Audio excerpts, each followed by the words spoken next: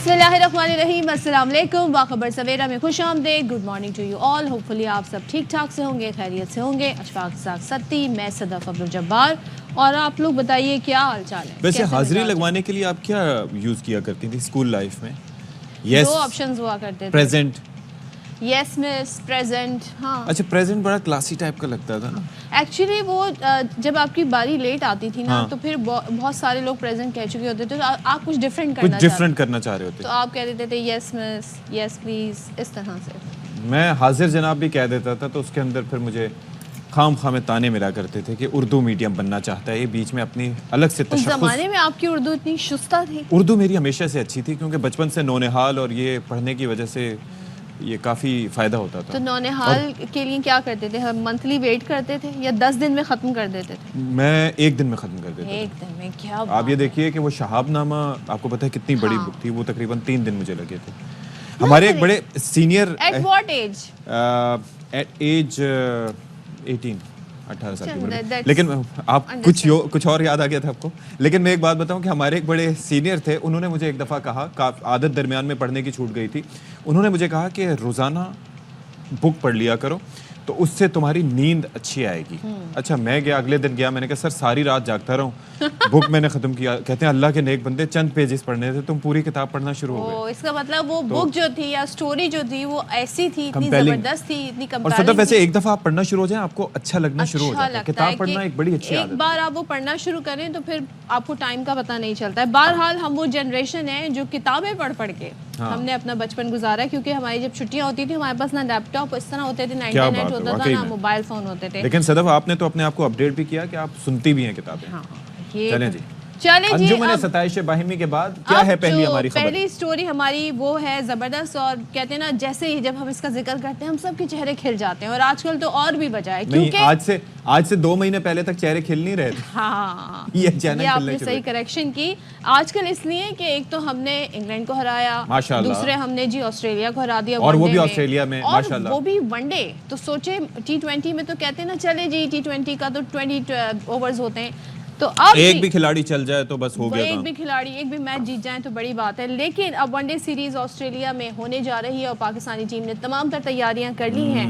अब one day series हो गई है, T20 सीरीज होने जा रही है। मैं इससे पहले एक और चीज में बताऊं सदफ, आपको पता है कि 2 मैचेस जब बराबर चल रहे थे, पहला मैच बमुश्किल ऑस्ट्रेलिया जीता, दूसरा मैच हमने कन्विंसिंगली हराया। उसके बाद टीम को रेस्ट देने पर बड़ी क्रिटिसिज्म हुआ है जी टीम ऑस्ट्रेलिया पे। माइकल क्लार्क जो कि कैप्टन भी रह चुके हैं ऑस्ट्रेलिया के, उन्होंने ये कहा कि मुझे समझ नहीं आती कि 11 दिन का गैप क्यों दिया। आप ये देखिए कि वो पैट कमिंस जो हैं, जिस दिन ये सीरीज हारा है ऑस्ट्रेलिया, उस दिन वो कोल्ड प्ले का कॉन्सर्ट अपनी वाइफ के साथ एंजॉय कर रहे थे। यानी कि नेशनल ड्यूटी होती है, लेकिन ऑब्वियसली इसमें उनका काम नहीं है, ये बोर्ड की जिम्मेदारी थी कि प्लेयर्स को परफॉर्म करते। लेकिन आप ये देखें, जब पाकिस्तानी टीम हार रही थी, याद करें अमेरिका में जो हमारा हुआ था वर्ल्ड कप, तो उसमें ये हुआ था, टीम कहीं पे चली गई भी फोटो सेशन में, कहीं पे घूमने चले गए, लोगों ने इसी तरह क्रिटिसाइज किया। जब आप हारते हैं ना, तो आपकी एक चीज को लोग मॉनिटर करते हैं और उस पर क्रिटिसाइज करते हैं। जब आप जीत जाएं तो आप कॉन्सर्ट भी जाके अटेंड करें, फिर उसके अंदर ये भी कोई नहीं देखता कि कौन परफॉर्म कर रहा है, कौन नहीं कर रहा। हाँ, फिर जो जीत होती है ना, वो सारी चीजों को कवर कर लेती है। अच्छा जी, अब जरा इसके अंदर ब्रिस्बेन में खेला जाएगा, दोपहर 1 बजे पाकिस्तानी वक्त के मुताबिक शुरू होगा। अच्छा, वनडे सीरीज खेलने वाले साइम अयूब और मोहम्मद हसनैन समेत 6 खिलाड़ी वतन वापस आ गए हैं, और उस्मान खान, अब्बास आफरीदी, उमैर बिन यूसुफ, जहादात खान, साहबजादा फरहान और सुफियान मुकीम ने टीम को ज्वाइन किया है। वैसे साइम अयूब की स्ट्राइक रेट तो अच्छा है, खिला लेते हैं T20। सही बात है। और भाई अब क्या कह सकते हैं, खिलाड़ियों ने जो है वो प्रैक्टिस की है, उन्होंने ब्रिस्बेन में बॉलिंग बैटिंग की जमकर प्रैक्टिस की, कंडीशंस को जांचा। I love this word.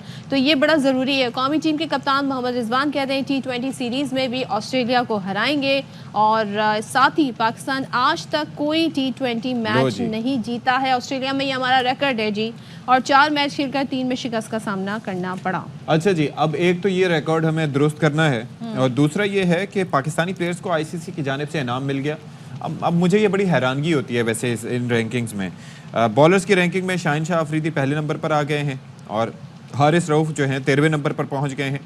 बल्लेबाजों की रैंकिंग में बाबर आजम पहले नंबर पर हैं, और काफ़ी मार्जिन से पहले नंबर पर हैं बाबर आजम। इस लिस्ट में रोहित शर्मा भी हैं इस लिस्ट में, विराट कोहली भी हैं और इस लिस्ट में बाकी प्लेयर्स भी हैं, लेकिन बाबर आजम वैसे तो इस अगर तीनों मैचेस की बात करें तो उनकी 150 भी गालिबन नहीं है, लेकिन चूंकि खेलते रहे हैं तो रन्स कुछ बनाए उन्होंने, तो इस वजह से उनको शामिल किया गया। चले जी, लेकिन अभी हमें पाकिस्तान को ये नहीं मालूम पाकिस्तान ने होस्ट करना है, मगर ये आइडिया नहीं है क्योंकि इंडिया ने रंग में थोड़ा सा भंग डाल दिया है।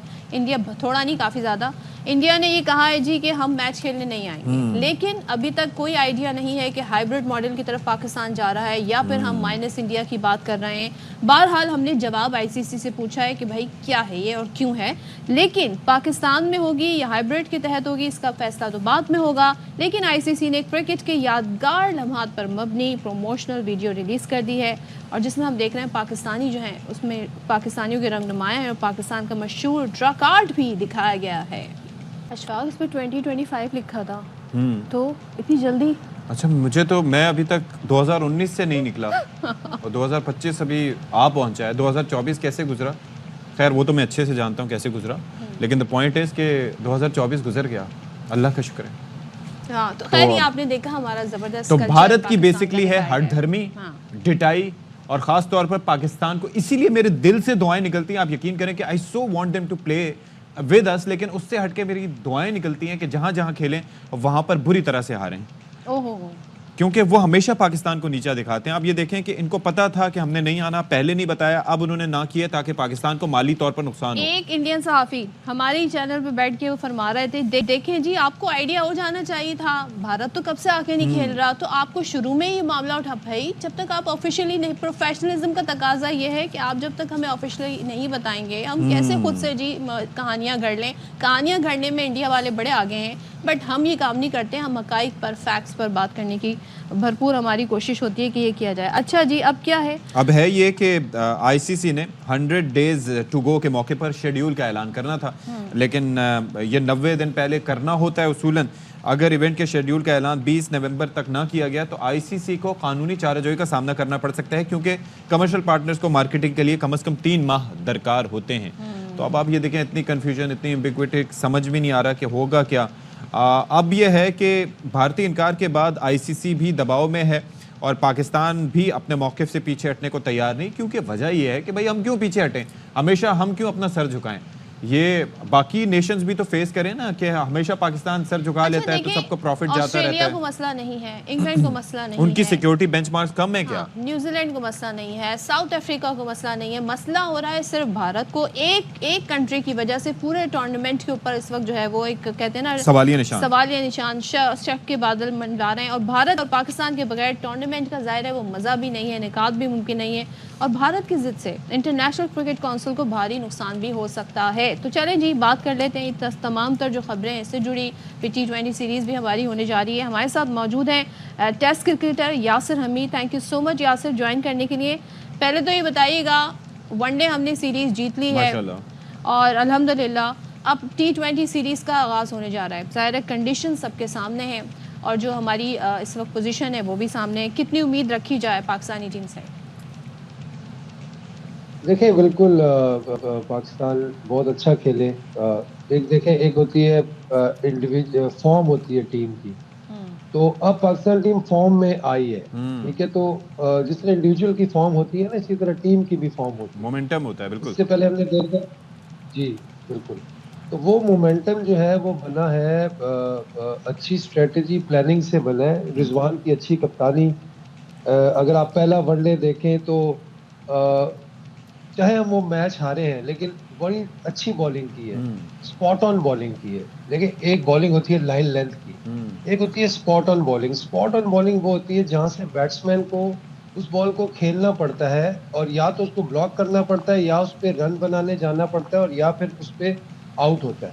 अगर आप देखें हारिस को देखें तो हारिस ने 13 आउट किए और वो स्पॉट ऑन बॉलिंग, यानी कि जिसको कहते हैं कि मैं हार्ड लेंथ पे बॉलिंग करता हूं ताकि बच ना पाए बैट्समैन। अच्छा, एक चीज बताइएगा यासिर, एक और चीज मैं जानना चाह रहा था बेसिकली کہ یہ جو آپ نے کہا ہے مومنٹم بنتا ہے ٹیم سے, یعنی کہ پلیئرز آپس میں ایک ساتھ جیل ان کرتے ہیں, اور پاکستانی قوم کو یقین کیجئے کہ اس سے فرق نہیں پڑتا, کہ اس سے بھی فرق پڑتا ہے کہ ہم جیت رہے ہوں, لیکن فائٹ ہمیں نظر آنی چاہیے کہ ہماری ٹیم لڑ رہی ہے, وہ ہمیں نظر آیا. اب یہ 6 پلیئرز نئے شامل ہوں گے T20 اسکواڈ میں جو کہ وہاں پر اتریں گے, تو ان کو جیل ہونے میں وقت لگے گا, مومنٹم پہ اس سے کوئی فرق تو نہیں پڑ سکتا آپ کی نظر میں؟ نہیں, ڈیفینیٹلی پڑے گا تو صحیح. اب دیکھتے ہیں کہ یہ اس پریشر کو کس طرح فیس کرتے ہیں, کس طرح اس پہ کس طرح ریئیکٹ کرتے ہیں. لیکن چانسز یہی ہے کہ فارم کی میں نے بات کی, دیکھیں ٹیسٹ سیریز ہم جیت کے گئے تھے آسٹریلیا, تو ہمارا کانفیڈنس لیول بھی اچھا تھا, بیلیو بھی اچھا تھا. پھر رضوان کی کپتانی جو ہے نا, اس پہ بہت زیادہ ایک پازیٹیو امپیکٹ پڑ رہا ہے ٹیم پہ, کیونکہ ہر لڑکا ان سائڈ مجھے یہ لگتا ہے کہ ہر لڑکا یہ اس بات سے بڑا خوش ہے کہ رضوان کیپٹن ہے, اور ایوری ون از ایکسپیکٹنگ کہ رضوان کو کیپٹن ہونا چاہیے فرام لاسٹ 1-2 ایئرس. تو یہ چیز ہماری پلیئرس کے اندر بھی مجھے نظر آ رہی ہے کہ یار ایک ہوتا ہے نا کہ یار کسی کو حق ملتا ہے سپوز, ٹھیک ہے, تو ہر کوئی اس کو پھر کیا کہتے ہیں اس پہ اپنا ریئیکشن وہ دیتا ہے, کیا کہتے ہیں اپنا 100% دینے کی کوشش کرتا ہے. تو میرے خیال سے یہ بہت پہلے ہو جانا چاہیے. یہ بتائیے گا یاسر, عثمان کو بھی ہم نے دیکھا کہ اس کی سلیکشن ہوئی ہے, کچھ میچز دیکھیں ان کے, ظاہر پچھلے پہلے وہ UAE سے کھیلتے تھے اور ظاہر ہے وہ پرفارمنس ان کی نہیں ہوئی, سلیکشن درست ثابت نہیں کر سکے اپنی. اب کنڈیشنز بھی آسٹریلیا کی ہیں, سو یہاں پہ آپ کیا دیکھ رہے ہیں, ان کی جو سلیکشن ہوئی ہے ٹھیک ہوئی ہے, اور ان سے کیا امیدیں لگائی جا سکتی ہیں؟ دیکھیں سلیکشن تو ٹھیک ہے کی ہے, کیونکہ ایک انہوں نے بھی ایک پرومس شو کیا پاکستان کرکٹ بورڈ سے, اپنے کریئر کو انہوں نے سیکریفائز کیا ہے. تو دیکھیں ہم لوگ ایسے الحمدللہ نہیں, ہم کو چانس دینے والے لوگ ہیں. اسپیشلی میں پاکستان کرکٹ بورڈ کا یہ کہوں گا کہ جو ینگسٹر ہوتا ہے نا, جو جس نے کرکٹ اپنی سٹارٹ کی ہوتی ہے اور وہ ٹیلنٹڈ ہو, تو اس کو ضرور موقع دیا جاتا ہے. میں خود اس چیز کا مطلب گواہ ہوں کہ جب ینگسٹر تھے ہمیں بھی کوئی نہیں جانتا تھا, لیکن پاکستان کرکٹ بورڈ نے ایک پلیٹ فارم پرووائڈ کیا. میرے خیال سے اس کو چانس اسی وجہ سے مل رہا ہے, اور اللہ کرے وہ پرفارم کرے. تھوڑا سا پیچھے والی بال پہ اسٹرگل کر رہا ہے, اور میچ بھی پرتھ میں نہیں, میرے خیال سے برسبن میں ہے, لیکن باؤنس ہوگا. بٹ آئی ہوپ کہ اللہ کرے کہ اس کو کاؤنٹر کرے, اور فل شاٹس اور جو کٹ شاٹس ہیں ان پہ وہ فوکس کرے. لیکن آپ کی وہ جو بات ہے, ہم سائم اور عبداللہ نے جو بیٹنگ کی ہے, ایک ریدم آ گیا تھا بیٹنگ میں, وہی نا کنسسٹنسی آ گئی. اچھا میں ایک چیز یہ کہہ رہا تھا کہ سائم کا جو اسٹرائک ریٹ ہے, اسپیشلی جس طریقے سے وہ تیز کھیلتے ہیں, ان کو ریٹین کر لیتے, کیونکہ ہمارے ہاں تو یہ فیصلے اچانک ہی ہوتے ہیں, تو اس میں کوئی مذائقہ نہیں تھا, کیونکہ ہی از بین اے گڈ پلیئر, مطلب کر سکتے تھے. ڈونٹ یو تھنک کر تو سکتے تھے, لیکن میرے خیال سے جب ایک چیز سوچ لی ہے پاکستان کرکٹ بورڈ نے, ایک روڈ میپ بنا لی ہے, تو ٹھیک ہے کوئی بات نہیں, اس پہ چلے. ان لڑکوں کو کہیں نہ کہیں تو آپ نے کھلانا ہی تھا, اور اس میں کافی سارے Sahibzada Farhan, he is a very good player. Umair bin Yousuf جو ہے وہ سیزن پلیئر ہے, اور بڑا کنسسٹنٹ بھی ہے, ٹیلنٹڈ ہے, گٹسی ہے, وہ کر سکتا ہے بالکل. مشکل کنڈیشنز میں اس نے ادھر بھی رنز کیے, اللہ کرے وہاں پہ بھی رن کرے. تو یہی ہے, دیکھیں بالنگ جو ہے نا ہماری اس وقت اسپاٹ آن ہے, اور ہمیں جو بیٹنگ کیا ہوتا ہے. یاسر ذرا یہ بھی تو بتائیں, ابھی تو ہم جو ہمارا چیمپئنز ٹرافی ہونی ہے ڈیسائیڈ ہی نہیں ہو پا رہا ہے بیکاز آف بھارت. کیا اس کا حل نکالا جا سکتا ہے؟ آپ کو کیا لگتا ہے ایز کرکٹر, اب مائنس انڈیا آپشن ہے کہ ہمارے پاس, دوسرے یہ کہ یا پھر ہمیں الٹیمیٹلی ہائیبرڈ سسٹم کی طرف جانا پڑے گا؟ دیکھیں بات وہی ہے کہ اس وقت جو اسٹیکس میں زیادہ جو اسٹیک ہولڈر ہے وہ تو انڈیا ہے, ٹھیک ہے, اور اس کو تو ہمیں تسلیم کرنا چاہیے, لیکن ہمیں اپنی ضرور فائٹ کرنی چاہیے انٹیگریٹی کے ساتھ. اور جس طرح انڈیا کر رہا ہے, اور ہمیں جس طرح ہمیں مائنس کر رہا ہے, اور مجھے تھوڑا سا افسوس وہاں کے جو سابق کرکٹرز ہیں ان پہ ہوتا ہے, جس طرح سنیل گواسکر ہیں, کپل دیو ہیں, سری ناتھ ہیں, یا کوئی کمبلے ہیں, راہل ڈراوڈ ہیں. انہوں نے تو پاکستان میں آ کے کھیلا ہے اور پرفارم بھی کیا, ان کو بڑی محبت ملی ہے. اور آئی فیل پیٹی فار دس ینگ لیڈس جو ینگ تو نہیں ہے اب تو, خیر وہ بھی اولڈ ہو گئے, جس طرح روہت شرما ہے, विराट कोहली है। कोहली है, ये लोग तो आके खेले ही नहीं है ना पाकिस्तान में। हाँ, खासतौर पर नेशनल टीम से नहीं खेले, बिकॉज कोहली आया था 2004 या 6 में, लेकिन he was in the other team. साथ में आया था, ये अंडर 19 की टीम के साथ आया था, इंडियन अंडर 19 की टीम के साथ। मुझे आई कैन फील कि डीप डाउन जो है ना, वो सारे चाहते होंगे कि हम आए, लेकिन कोई इस तरह कोई गट शो नहीं कर रहा कि यार कोई आगे। वो कहते हैं हम जमहूरी मुल्क है, तो भाई ऑपोजिशन का है, वो बोल ले कि ये गलत हो रहा है, आप इस तरह नहीं कर सकते। लेकिन यासिर, आपको पता है आपको 90s का, लेट 90s का याद होगा कि फिरोज शाह कोटला स्टेडियम की पिच खोदी गई, जिस तरीके से बीजेपी, ये राष्ट्रीय सेवक संघ वाले वहां पर प्रोटेस्ट किया करते थे। यू रिमेंबर इट ऑल ना? हमें पाकिस्तान पे इल्जाम लगते हैं, लेकिन जो इंतहा पसंदी वहां पर है कि कोई किसी के हक में बोल भी नहीं सकता, तो ये बड़ा की फैक्टर है। बिल्कुल, देखें, ये तो अब उन्होंने वो, इनकी वही मिसाल है ना। आप अगर आपके नेबर्स में, अगर आपका कोई नेबर है वो बड़े घर में रहता है सपोज, और वो आपके साथ अगर बुरा बर्ताव करता है, भले उनके अंदर बाथरूम बने ना हो, कमरों की हालत बुरी हो, लेकिन वो बाहर से बड़ी दीवारों पे रंग मंग करके और बाहर 2 गार्ड बिठाए हुए हैं, वो कहते हैं कि यार हम आपसे बात नहीं। तो मतलब आपको देख ले दुनिया पे क्या इसका वो पड़ रहा होगा। लेकिन देखिए, हिस्ट्री तो वो जो है ना, वो रह जाती है ना, हिस्ट्री रह जाती है। आपने बड़ा अच्छी बात कही, बिल्कुल। On the right side of the history नहीं रहेंगे तो यही लोग।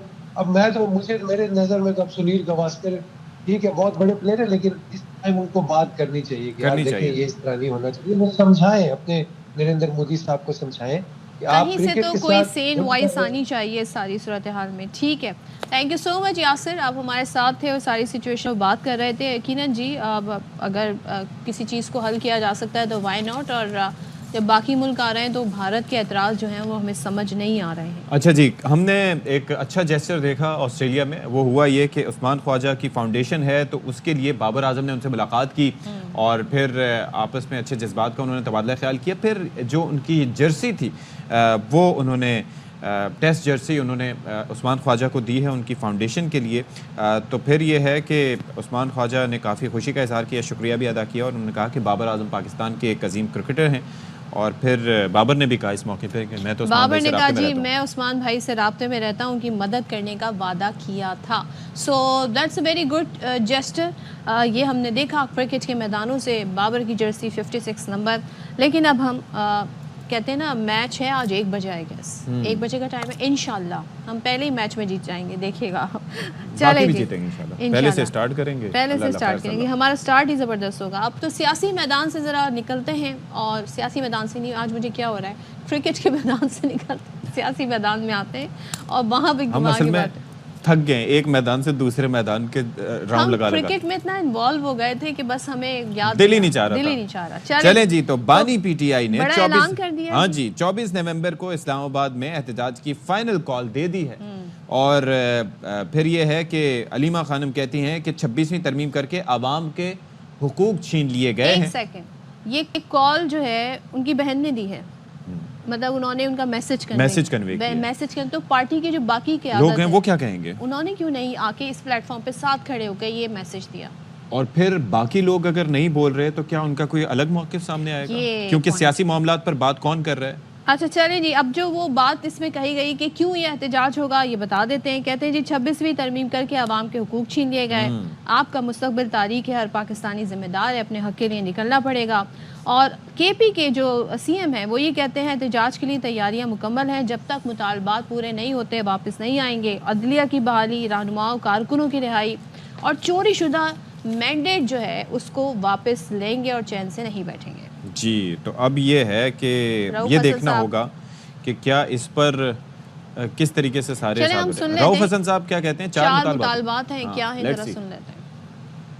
हमारी जो 4 हैं, ये डिमांड्स अगर मीट हो तो फिर कामयाबी होगी। इस एहतजाज की बेसिस के ऊपर मीनिंगफुल डायलॉग हो जाता है तो उससे भी मसाइल हल हो सकते हैं। या तो हम बैठे रहेंगे, प्रोलॉन्ग किस्म का एहतजाज होगा, या फिर ये है कि जी उसकी बेसिस के ऊपर, उस प्रेशर की बेसिस के ऊपर जो डायलॉग, वो डायलॉग जो है वो कमेंस हो जाएगा और हम एक नतीजे की तरफ जो है वो बढ़ना शुरू हो जाएंगे। पॉलिटिकल पार्टी के पास जो उसके वेपन्स क्या होते हैं, वो डायलॉग ही होता है ना, वो क्रॉस द टेबल बैठ के ही आपने बात करनी है कि काफी कुछ नयापन होगा इसमें। एक दिन का इंतजार कर लीजिए, इससे काफी कुछ आपको पता चल जाएगा कि हम क्या करेंगे।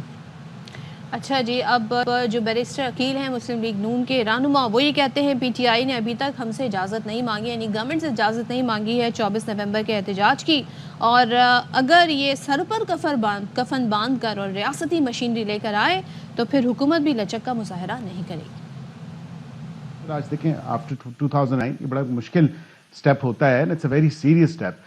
فی الوقت تو ایسی کوئی بازگشت نہیں ہے اور نہیں ایسی کوئی چیز انڈر کنسیڈریشن ہے، this I can confirm to you, لیکن یہ بات ضرور ہے کہ اب کل کوئی صورتحال بدلتی ہے اور اگر واقعتاً جس طرح کے پی کے جو سی ایم ہیں انہوں نے کہا کہ ہم کفن باندھ کے آئیں گے، اور اس دفعہ اگر پھر وہ اسٹیٹ مشینری لے کے آئے تو ہو سکتا ہے ان کے آنے سے پہلے ہی پھر ایسے پریونٹیو میجرز ہم لوگ لے لیں کہ ان کو جو ہے واقعتاً آئینی ہاتھوں سے اور کسی قسم کی کوئی چھوٹ یا کوئی جو ہے لچک جو ہے وہ اس کا کوئی مظاہرہ نہیں کیا جائے گا۔ چلیں جی، تو اس پر بات کر لیتے ہیں۔ پاکستان تحریک انصاف کے رہنما لطیف کھوسہ صاحب ہمارے ساتھ موجود ہیں۔ کھوسہ صاحب، تھینک یو سو مچ کہ آپ صبح ہمارے لیے وقت نکال لیتے ہیں۔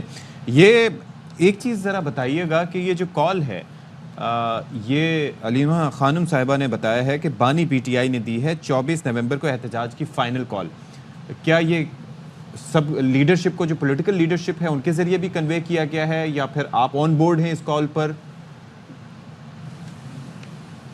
دیکھیں، پہلے تو صدف اور اشفاق آپ کو صبح بخیر، اور صبح ماشاءاللہ یہ جس انداز سے آپ نے شروعات کی کہ اللہ تعالیٰ کرے کہ آسٹریلیا کی سرزمین پر ہی پاکستان کو جو ہے فتح نصیب ہو، جس طرح سے ماشاءاللہ ہماری T20 جس طرح ہماری ٹیم وہاں ایک فتوحات کا سلسلہ جاری و ساری ہے، اللہ کرے کہ یہ ہمیں خوشخبری بھی نصیب ہو، کیونکہ one of the world's pioneer cricketing teams جو ہیں، چاہے وہ برطانیہ ہو چاہے وہ آسٹریلیا ہو، اسی طرح ہے جس طرح انڈیا اور پاکستان کا ہوتا ہے، ان کی ایشز ہوتی ہیں اور ہماری یہاں جانے کیا سیریز ہوتی ہے۔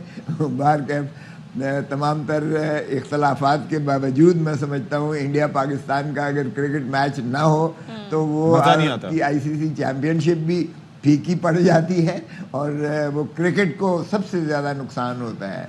اور دیکھیں، پتہ نہیں یہ کیوں ہم نے نفرتیں جو ہیں، اب ہمسائے تو ساری زندگی ہمیشہ سے رہیں گے۔ سر، وہاں پر ایشز ہوتی ہیں کھوسہ صاحب، وہاں پر ایشز ہوتی ہیں اور یہاں پر بھارت کی وجہ سے استھیاں ہوتی ہیں، تو وہ کرکٹ ہو نہیں پاتی ہے۔ نہیں، یہاں سمیشز ہوتی ہیں، یہاں سمیشز ہوتی ہیں۔ اور دیکھیں، یہ ہیٹ جب سے ہم پاکستان بنا ہے، ہم تو تب سے یہ ہمسایوں کے ساتھ ہمیشہ اچھے تعلقات ہوتے ہیں، خوشگوار تعلقات ہوتے ہیں۔ ہم تو نفرتوں ہی میں جو ہے پروان چڑھے ہیں اور یہاں تک پہنچے ہیں، نفرتوں ہی کے جو ہے سلسلے میں وہاں ہیٹ سپیچز ہوتی ہیں، لامحالہ جواب غزل۔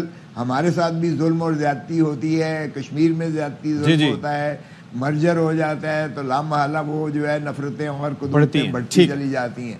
مگر چلے، کرکٹ کا ایک ایسا تھا کرکٹ ڈپلومیسی جس میں میں سمجھتا ہوں کہ سیاست نہیں ہونی چاہیے اور اس کو پرمان چڑھنا چاہیے۔ لیکن سیاست میں تو سیاست ہو رہی ہے نا کھوسہ صاحب، آپ لوگوں نے تو اب اعلان بھی کر دیا، تو تیاری مکمل ہے؟ اعلان یہ سب کی طرف سے اعلان ہے یا صرف علیمہ خان اگر آ کے اعلان کرتی ہیں تو اس سے کیا مطلب لیا جائے؟ دیکھیں صدف، علیمہ خان نے اپنی جانب سے اعلان نہیں کیا ہے، وہ جو ہے عمران خان کی بہن بھی ہیں اور عمران خان سے ملاقات کے بعد انہوں نے یہ جو ہے عمران خان صاحب کا ہی پیغام دیا ہے۔ تو یہ پارٹی کو اس میں کسی قسم کی کوئی سوچنا بھی نہیں چاہیے کہ پارٹی کا جو باہر قیادت ہے ان کی کوئی اور سوچ ہو سکتی ہے۔ نہیں، لیکن اس کے اندر یہ ہوتا ہے کہ میڈیمز ہوتے ہیں نا، سیاسی معاملات ہیں تو سیاسی معاملات کو ڈیل کرنے کے لیے الگ لوگ ہوتے ہیں، ان کا تو جذباتی ایک تعلق ہے اپنے بھائی سے، تو وہ ایک الگ معاملہ ہے، تو اس وجہ سے ہم سوال کرتے ہیں۔ دیکھیں، بڑا اشفاق جب ہماری سیاسی یہاں باہر قیادت جاتی ہے تو انہیں گرفتار کر لیا جاتا ہے، یعنی ظلم اور انتہائی جو ہے یہ فسطائیت کا یہ عالم ہے کہ عدالت عالیہ اسلام آباد ہائی کورٹ آرڈر دیتی ہے۔ آپ اعلان پہ یہ بات کہہ رہے ہیں، ابھی تو آپ نے احتجاج کرنا ہے کھوسہ صاحب، تو پھر احتجاج کیسے کریں گے اگر آپ یہی بات کہہ رہے ہیں؟ نہیں، میں یہ کہہ رہا ہوں کہ جب ان کو ملنے نہیں دیا گیا تو ظاہر ہے کہ بہن نے ہی جب ملاقات کی ہے تو بہن کو ہی، بہن کے توسط سے ہی وہ دے سکتے تھے پیغام، سو اس لیے میں اس ناطے سے دے رہا ہوں بات. لیکن آپ ذرا افسوسناک انتہائی جو ہے عمل دیکھیے گا اس حکومت کا کہ اس حکومت نے نہ عدالت عالیہ کے فیصلے کو جو ہے تسلیم کرنا ہے, نہ عوام کے بنیادی حقوق کو تسلیم کرنا ہے, نہ یہ آئین کو مانتی ہے, نہ یہ قانون کو مانتی ہے.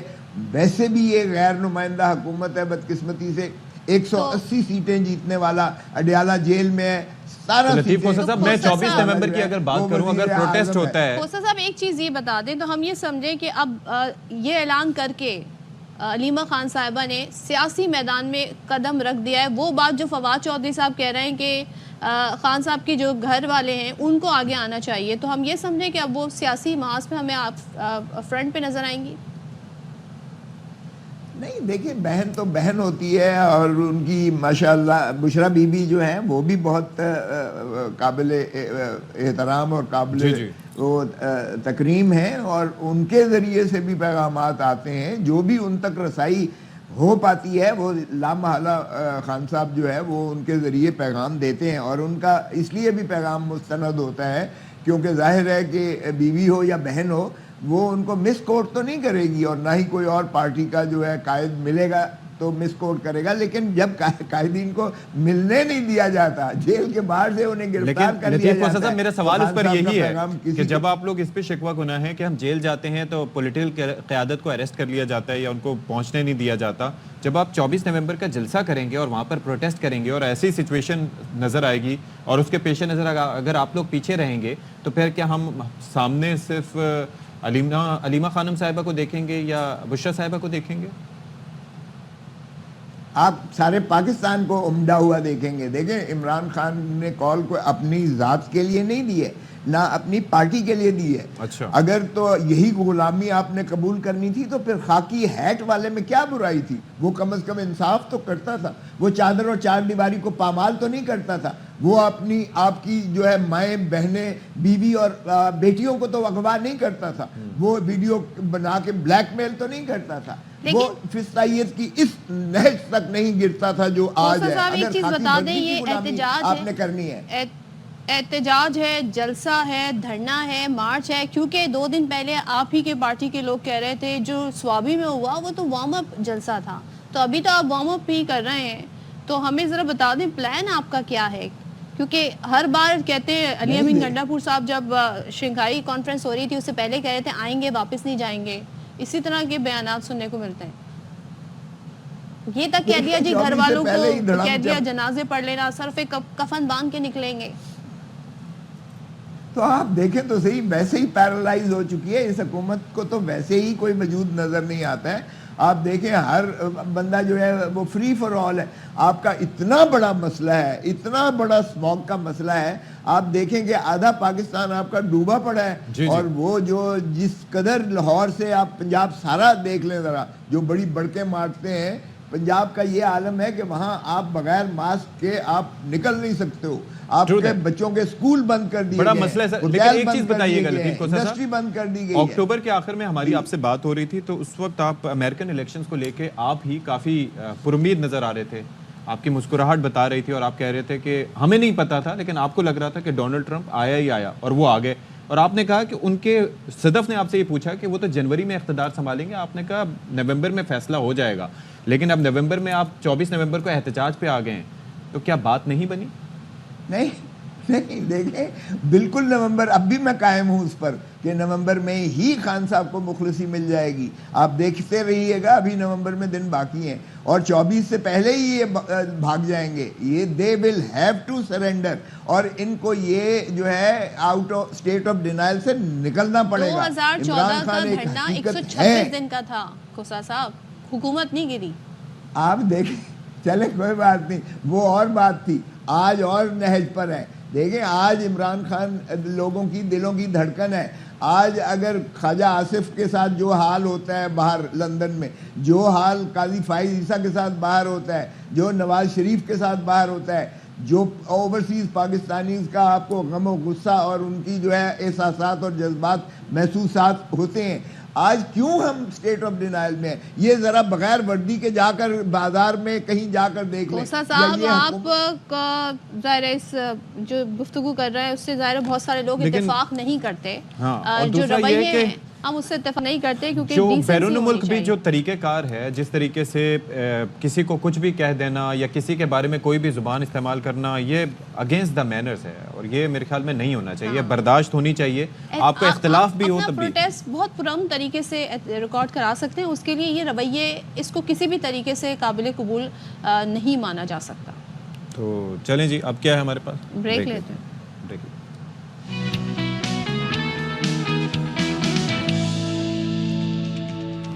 Welcome back once again. اور اس سے پہلے کہ ہم سیگمنٹ کی طرف آگے بڑھیں خبر ہے جو آپ کے ساتھ شیئر کر لیتے ہیں. شاہ لطیف پولیس کے ہاتھوں گرفتار ڈاکو اغوان شہری نکلے. 3 ڈاکو ہیں یہ اور S S P Malir Karachi کی جانب سے اس حوالے سے مزید ڈیٹیلز بھی بتائی گئی ہیں. نذیر شاہ میں مزید تفصیلات دے رہے ہیں ان سے ذرا بات کر لیتے ہیں. نذیر شاہ بتائیے گا اس سے متعلق. بالکل دیکھیں شاہ لطیف پولیس نے سیکٹر 22 میں گپ شپ ہوٹل سے 3 ملزمان فضل قسمت خان اور رابطہ مسد کو خفیہ ادا پر گرفتار کیا تھا. ان کے قبضے سے 2 پستول 5 موبائل فون اور موٹر سائیکل برآمد کی گئی تھی. دوران تفتیش اہم انکشافات سامنے آئے کہ گرفتار تینوں ملزمان افغان باشندے ہیں اور افغان ڈکیت گروہ بنا رکھا ہے جو کراچی پولیس کے لیے بھی شدید نفرت رکھتے ہیں اور پاکستان مخالف ٹک ٹاک بھی بناتے ہیں.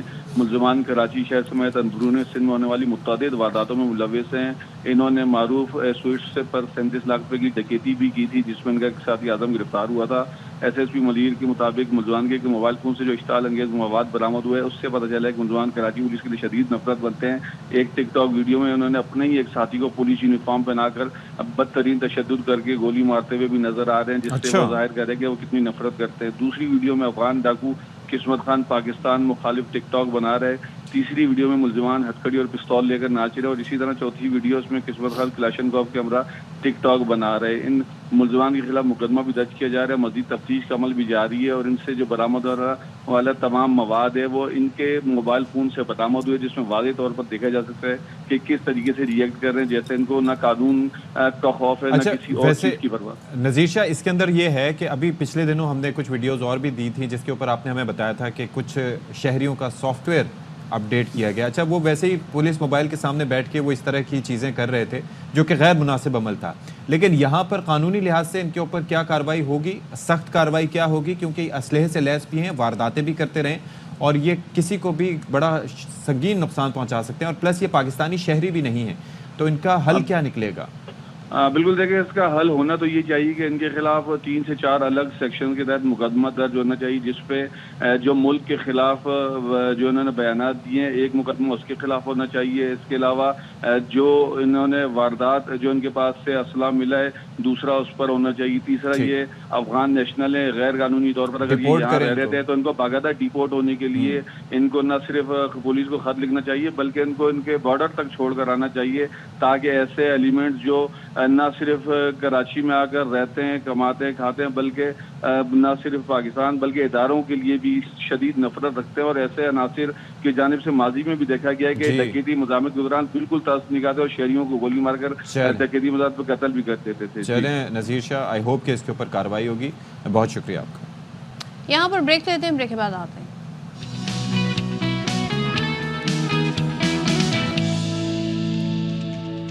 آلرائٹ جی, تو آج دن ہے شوگر سے یعنی کہ ڈائبٹیز سے بچاؤ کا عالمی دن اور اس کا مقصد یہ ہے کہ اس خاموش قاتل بیماری اور اس بیماری کے بارے میں یہ کہا جاتا ہے کہ ویسے تو بیماریاں کئی نوعیت کی ہوتی ہیں لیکن یہ ایک ایسی ہے جو انسان کے جسم کو دیمک کی طرح چاٹتی ہیں. یعنی کہ لکڑی کا جو حشر دیمک کرتی ہے ویسے یہ ڈائبٹیز جو ہے یہ انسانی جسم کا کرتی ہے اور اس کی 2 ٹائپس ہوتی ہیں, ٹائپ 1 ٹائپ 2. کیا اس سے بچت کے طریقے ہیں, کس طریقے سے اس سے بچا جا سکتا ہے, جینیٹکس کیا رول پلے کرتے ہیں اور پاکستان کے جو نمبرز ہیں صدف وہ بڑے الارمنگ ہیں. اچھا بین الاقوامی ذیابطیس فیڈریشن کے سروے کے مطابق پاکستان میں شوگر کے 3 کروڑ 30 لاکھ سے زائد مریض ہیں جن میں سے 78% مینٹل ہیلتھ کے مسائل کا بھی شکار ہیں اور شوگر کی وجہ سے ہارٹ اٹیک, فالج, بینائی کا متاثر ہونا, پاؤں یا ٹانگ کٹنے کا خطرہ ہو سکتا ہے. تو چلیں جی ذرا ہم ایک چیز ہم نے جاننے کی کوشش کی کہ ہماری جو پبلک ہے ان کے پاس کتنی اویئرنیس ہے اس مرض کو لے کے اور وہ ان کے جو لائف سٹائل ہے وہ کیا ہے. تو ذرا اس حوالے سے آپ کو ایک جھلک دکھاتے ہیں. غربت اور ٹینشن ہوا ہے کہ اس کی وجہ سے ہر دوسرے بندے کو دیکھو شوگر کا پیشنٹ بنا ہوا ہے. ٹینشن سے ہوتی ہے टेंशन। चाय तो अमूमन सभी लोग पीते हैं, सबको तो शुगर नहीं होती। सेहत के साथ साथ आप अच्छी खुराक खाएं। आप अच्छी खुराक खाएंगे तो आपकी सेहत आपकी फिट रहेगी। आप मुझे 25 साल से शुगर है। अल्लाह के फजल से पहले 2 साल मैंने सिर्फ परहेज और वॉक से इसको कंट्रोल किया। हम लोग नहीं रह सकते मीठे के बगैर, चाहे जितना भी परहेज, लेकिन करना चाहिए। जितनी हद तक हो सकता है उतना करना चाहिए कम। मैं हर 3 मंथ्स के बाद डायबिटीज़ का टेस्ट करवाती हूँ ताकि मुझे पता लगे कि मेरी शुगर जो है वो कंट्रोल्ड है। शुगर भाईजान जो हम ये लापरवाही से ज़्यादा मीठा खाते हैं और लापरवाही से जो खाने पीने की वजह से बेसिकल ये शुगर होती है। भाईजान शुगर इस वजह से होती है कि ज़्यादा मीठा खाने से, या मतलब कि कोई ज़्यादा डिप्रेशन से, काम काज की वजह से, ज़्यादा डिप्रेशन में चले जाने की वजह से शुगर होती है। हमें अपने खाने पीने में भी एहतियात करना चाहिए। सादा खाना खाएं, साफ पानी पिएं और हर तरह से डिप्रेशन से इनसे अपने आप को आज़ाद रखें। शुगर से बचने के लिए वर्जिश करनी चाहिए, खाना टाइम पे खाना चाहिए। काफ़ी सारी चीज़ें हैं, लेकिन आई एम ग्लैड कि लोगों की मालूमात इतनी भी कम नहीं है, लेकिन काफ़ी मिसकंसेप्शंस हैं जिसके वो जिक्र करते हैं। तो इस पर बात कर लेते हैं। हमारे साथ मौजूद हैं स्टूडियोज़ में assistant professor consultant diabetologist doctor BM Rathore साहब। Good morning. Thank you so much and a very good morning to you doctor साहब। मुझे ये बताइए कि अवेयरनेस की बात होती है या ये कंट्रीब्यूटिंग सब काफ़ी फैक्टर्स इसमें हो सकते हैं, जेनेटिक्स से लेके शुगर से लेके, और शुगर को तो वाइट शुगर को तो वैसे भी रिफाइंड को कहा जाता है कि ये वाइट पॉइजन है, लेकिन उसके बावजूद जब भी कोई खुशी का मौका होता है तो हम भर भर के मिठाइयाँ बांट रहे होते हैं, जैसे बड़ा हमारे हर सेलिब्रेशन जो है वो मिठाई की सूरत में होती है। आपकी नज़र में की फैक्टर्स क्या हैं जो इंसान को शुगर में मुब्तला करते हैं? देखें, हम इसको अगर ब्रॉडर एस्पेक्ट में देखें तो लाइफ स्टाइल जो है वो सबसे बड़ा जो है रोल प्ले करता है बिसाइड्स जेनेटिक्स।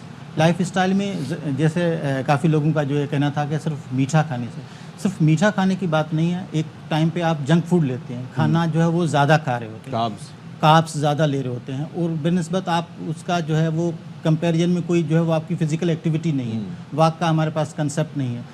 सिर्फ मीठा जो है वो शुगर का नहीं करता है, लेकिन अगर एक टाइम पे अगर बहुत ज़्यादा आप खा रहे हैं और कैलोरीज वो बर्न आउट नहीं कर पा रहे हैं तो वो एडिशनल एक कंपोनेंट बन जाता है। एक चीज़ बताइएगा, हमारे टाइप 1 टाइप 2 का जिक्र होता है, तुम्हारे नाज़रीन को बताएं टाइप 1 क्या है, टाइप 2 क्या है और क्यों होती है? हाँ, बहुत अच्छा सवाल है। टाइप 1 स्पेशली जिसके अंदर इंसुलिन की कमी या समझे कि ना होना, स्पेशली वो बच्चों में होता है, और टाइप 2 जो होता है वो 40 साल या उससे बड़े लोगों में होता है। वो उसमें इंसुलिन तो होता है लेकिन उसकी रेजिस्टेंस हो जाती है, तो और जेनेटिक्स का बहुत बड़ा रोल होता है टाइप 1 में और टाइप 2 में। टाइप 1 जो है वो फैमिली में रन ज़रूर करती है, लेकिन उसके अंदर इंसुलिन की डेफिशिएंसी होती है, बिल्कुल इंसुलिन नहीं होती है, तो उनको डे 1 से इंसुलिन की ही ज़रूरत होती है एज ए ट्रीटमेंट। तो जैसे आज हमारा जो दिन हम जो सेलिब्रेट कर रहे हैं 14 नवंबर, इस 14 नवंबर में इंसुलिन की जो है वो इन्वेंशन हुई थी, जो एक साइंटिस्ट फ्रेडरिक, इन्होंने जो है इंसुलिन इजाद की थी, तो आज हम उसकी बर्थडे सेलिब्रेट कर रहे हैं as a awareness of the diabetes. और मुझे एक और चीज़ बताएं कि ये बेसिकली जो इंसुलिन है या फिर मेडिकेशन होती है, 2 तरीके से इसको ट्रीट किया जाता है, तो ये कब डिसाइड होता है कि जी अभी इंसुलिन देनी है या अब मेडिकेशन इस शख्स को देनी चाहिए? टाइप 1 है तो उसमें तो डे 1 से आपको जो है वो इंसुलिन ही देनी है। टाइप 2 में डिपेंड करता है कि पेशेंट्स की जो है वो रिमेनिंग बीटा सेल्स जो है वो कितने हैं और पहले से वो ऑलरेडी कितनी मेडिकेशंस ले रहे हैं। अच्छा। कुछ ऐसी स्टेज आती है जहाँ पे आपकी जो वो बीटा सेल्स इतने एग्जॉस्ट हो जाते हैं जो इंसुलिन प्रोड्यूस करते हैं, वो नहीं होते हैं, तो फिर आपको इंसुलिन की ज़रूरत पड़ती है, लेकिन हर पेशेंट को इंसुलिन की ज़रूरत नहीं पड़ती। और ये जो टाइप 2 है इसमें किस एज से आपको अपना, क्योंकि हम तो सुन रहे हैं नौजवानों में भी बहुत ज़्यादा, लेकिन अब जो रिसेंट जो स्टडीज़ ये कहती है कि 30+ से आपको जो है वो अपना स्क्रीनिंग जो है वो शुरू करा देनी चाहिए, स्पेशली वो पेशेंट जिनकी फैमिली में है, उनके फादर मदर या ब्रदर सिस्टर के अंदर जो है तो चांसेस होते हैं। हाँ, चांसेस होते हैं, या आप ओबेसिटी के शिकार में हैं, या हाई ब्लड प्रेशर है, या स्मोकिंग करते हैं, तब आपको जो है वो चेक कराना। और इसका कोई पॉइंट सिस्टम भी है? जी, एक रैपिड स्कोर जो है वो है, जिसके अंदर जो है वो हम इजीली जो है बगैर किसी टेस्ट के हम ये अंदाज़ा लगा सकते हैं कि कोई डायबिटीज़ में जो मुब्तला है या नहीं। वो क्या? डॉक्टर साहब एक चीज़ ये बताइएगा, अगर किसी को शुगर हो जाए तो रिवर्स हो सकती है, सही हो सकता है वो वापस? हाँ, एग्जैक्टली। अब जो है वो तहकीक ये कहती है कि अगर डायबिटीज़ स्पेशली टाइप 2, टाइप 1 में नहीं, टाइप 2 अगर है तो वो रिवर्स हो सकती है। उसके लिए आपको जो अपना लाइफ स्टाइल जो है वो चेंज करना है। आपका वेट जो है वो 5 to 7% جتنا بھی آپ کا ویٹ ہے وہ ریڈکشن ہو جائے. اس کے ساتھ آپ کی جو ہے وہ کاربس کی جو ہے وہ کٹ ڈاؤن ہو. سمپل کاربس جو ہے وہ موسٹلی جو ہے وہ ہمیں کٹ ڈاؤن کرنی چاہیے. کمپلیکس کارب جو ہے وہ لے سکتے ہیں تو اٹس پاسبل کہ وہ ریورس ہو سکتی ہے وہ اگر ہم اپنا لائف اسٹائل چینج کریں. ایک تو سمپل اور کمپلیکس کاربس میں فرق بتائیے گا, دوسرا وہ پوائنٹ سسٹم آپ نے کہا کہ بغیر کسی ٹیسٹ کے, وہ پوائنٹ سسٹم ہے کیا؟ ہاں پوائنٹ سسٹم میں جو ہے وہ ایک سمپل ہے, ہم بیٹھ کے اپنا بھی یہاں پہ بھی جو ہے وہ نکال سکتے ہیں. وہ کیا کہ ایک ایج اگر ایج آپ کی 40 اور 50 کے درمیان میں ہے تو آپ کے جو ہے وہ پوائنٹ اسکور جو ہے وہ 1 آتا ہے. اگر 50 سے ابو ہے تو آپ کا جو ہے وہ 3 آتا ہے. اوکے. ایک دوسری ایج ہے کہ اگر آپ کی فیملی ہسٹری کے اندر ڈائبٹیز ہے تو وہ آپ کا 0 ہو گیا. ٹھیک ہے. فیملی ہسٹری کے اندر ڈائبٹیز ہے تو 1 ہو گیا, اگر نہیں ہے تو 0 ہو گیا. ٹھیک ہے. دوسرا آتا ہے ویسٹ سرکمفرنس. اچھا. میل کے اندر 30.5 یا اس سے اوپر کمر کی جو ناپ ہے انچ, اور فیمیل کے اندر 31 پوائنٹس انچ سے زیادہ اگر ہے تو وہ 35 ہوگا میرے خیال میں. 35 and 5 میل میں, 31 and 5 فیمیل میں. ٹھیک ہے. اگر یہ مجموعی اسکور آپ کا 4 یا اس سے زیادہ ہے تو وہ آپ رسک پہ ہیں کہ اپنا جا کے ٹیسٹ کرائیں کہ آپ کو ڈائبٹیز ہو سکتی ہے. اوکے. اب سمپل اور کمپلیکس کاربس کا بتا. ہاں سمپل یہ ہے کہ جو چینی یا چینی سے بنی ہوئی جتنی بھی چیزیں ہوتی ہیں وہ موسٹلی جو ہے وہ سمپل شوگر میں کہلاتی ہیں. کمپلیکس کے اندر جو ہے جیسے ہم فوڈ کے اندر جو ہماری شوگر ہوتی ہے یا ویجیٹیبلس کے اندر جو ہوتی ہے, فروٹس کے اندر جو ہوتی ہے, وہ آپ کی جو ہے وہ کمپلیکس ہوتی ہے. وہ شوگر جو جلدی ہضم ہو جائے وہ ایک دم شوگر کو بڑھا دے تو ہائی گلائسمک انڈیکس جو ہے وہ چیزیں ہو جاتی ہیں. Okay okay okay okay. اچھا لیکن ڈاکٹر صاحب تو سردی بھی ہے اور حلوے بنتے ہیں اور کیا کچھ نہیں ہوتا ہے, تو یہ بڑا اس پہ لوگوں کو احتیاط کرنے کی ضرورت ہے بھائی. ایگزیکٹلی. Why not. بالکل. ویسے تو سبزیوں میں بھی صدف میں اس دن دیکھ رہا تھا کہ یہ انینس ہیں, ان میں بھی شوگر ہوتی ہے, اور پوٹیٹوز ہیں ان میں بھی شوگر کافی. پوٹیٹو جو ہے جیسے آپ کا جو ہے وہ ہائی کاربوہائیڈریٹ ہے, اس کے اندر بہت زیادہ ہوتے ہیں, تو بڑی احتیاط کی ضرورت ہے. تھینک یو سو مچ سر, آپ تشریف لائے اور آپ نے بڑی آپ جو ہے سبزیوں میں جو شوگر ہے اس کو چھوڑ دیں, آپ جو وہ سفید جو شوگر ہے نا چینی, جو پوائزن ہے, وائٹ پوائزن, اس کا استعمال کم سے کم کر دیں تو بہت بہتری آ سکتی ہے. اور ویسے کسی خوشی کی صورت میں جو ہے نا یہ جو آپ بانٹ رہے ہوتے ہیں نا مٹھائیاں, تو یہ تھوڑا احتیاط کریں. تو نہ کھائیں. ہاں نہ کھائیں, نہ بانٹیں. بریک کے بعد واپس آتے ہیں.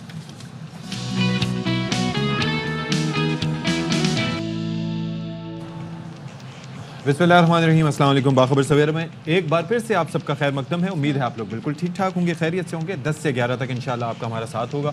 آج میچ شروع ہونا ہے اب سے تقریباً 3 گھنٹے میں, اور میں سننے میں یہ آ رہا ہے کہ موسم کے تیور اچھے نہیں. اچھا ویسے ایک چیز ہے صدف, میں ہیڈ ٹو ہیڈ 5 میچز دیکھ رہا تھا, تو اس میں کسی میں الحمدللہ 2022 سے لے کے 2019 تک ہمیں کسی میں کامیابی حاصل نہیں ہوئی.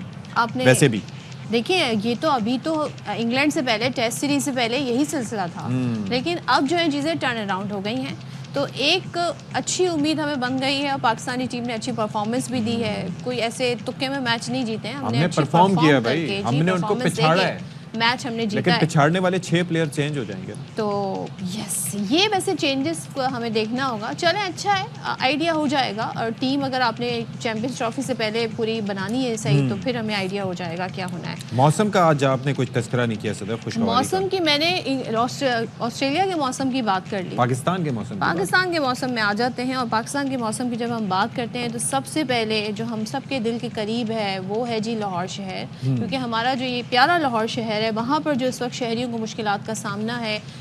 نہ صرف لاہور, ملتان, فیصل آباد, شیخ پورہ, پنجاب کے بہت سارے ایسے علاقے اور شہر ہیں جہاں پر ہم دیکھ رہے ہیں کہ دھند کے ساتھ ساتھ جو اسموگ ہے اس کی لپیٹ میں ہے, فاگ اور اسموگ کی لپیٹ میں. لیکن اب برسات کا امکان ہے, برسات کا امکان ہے. جی لیکن آج کے AQI ہمیں کیا بتا رہا ہے, آج کا AQI میں دیکھ لیتا ہوں, لیکن آج شام سے ہو یہ رہا ہے کہ بارش کا امکان ظاہر کیا گیا ہے. تو بڑی اچھی خبر ہے, تو اس سے بارش ہو جائے گی تو انشاءاللہ العزیز یہ ہوگا کہ یہ فضا میں جو کثافتیں موجود ہیں یہ ہم بہہ جائیں گی, اور پھر اس کے بعد لیکن شروع میں جو بارش ہوگی وہ کیمیائی بارش ہوگی, تو آپ نے احتیاط کرنی ہے. آپ کو پتہ ہے ویسے بھی کہا جاتا ہے کہ بارش جب شروع میں ہو رہی ہو تو آپ کو اس کے اندر جو گھر کے بزرگ کہتے ہیں نا پہلی بارش میں جا کر باہر نہیں نہانا چاہیے, اس کی بنیادی مقصد یہ ہوتا ہے کہ وہ کیمیکل والی بارش. اچھا کراچی میں 156 ہے اس وقت AQI, لیکن لاہور میں اس وقت جب میں آپ سے بات کر رہا ہوں صدف عبدالجبار اور ناظرین کرام, تو 790 ہے ایئر کوالٹی انڈیکس, یعنی کہ آپ کی ہوا 300 پلس ہو تو ہیزرڈس ہو جاتا ہے.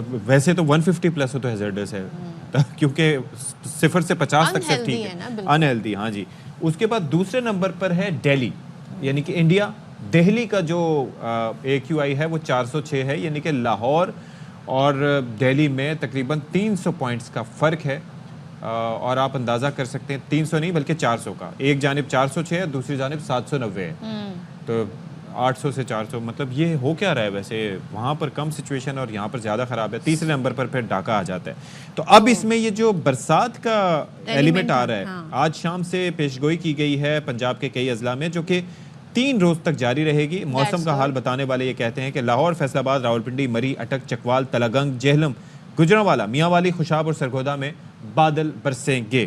چلیں تو جی ہم پوچھ لیتے ہیں، سردار سرفراز صاحب ہمارے ساتھ موجود ہیں، وہ ہمیں بتائیں گے کہ لاہوریوں کے لیے اور پورے پنجاب کے لیے کیا اس حوالے سے اچھی خبر ہے۔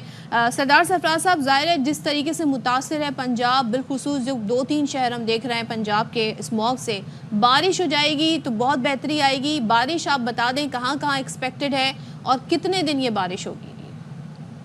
جی بہت شکریہ۔ دیکھیے بارش زیادہ تر تو کے پی کے علاقوں میں ہے، زیادہ تر علاقوں میں جو اچھی بارش ہے وہ تو وہی ہزارہ ڈویژن ہو گیا، مالاکنڈ ڈویژن ہو گیا، اور تیر چترال سوات ان علاقوں میں، اور پھر ایکس فاٹا کا جو ریجن ہے ادھر، اور اسلام آباد تک میں بھی امکان ہے، ہو سکتا ہے آج رات میں ہو جائے، کل ہو جائے، پرسوں ہو جائے۔ آج سے لے کے 16 تک ہے، یعنی 14 سے 16 تک یہ اسپیل ہے۔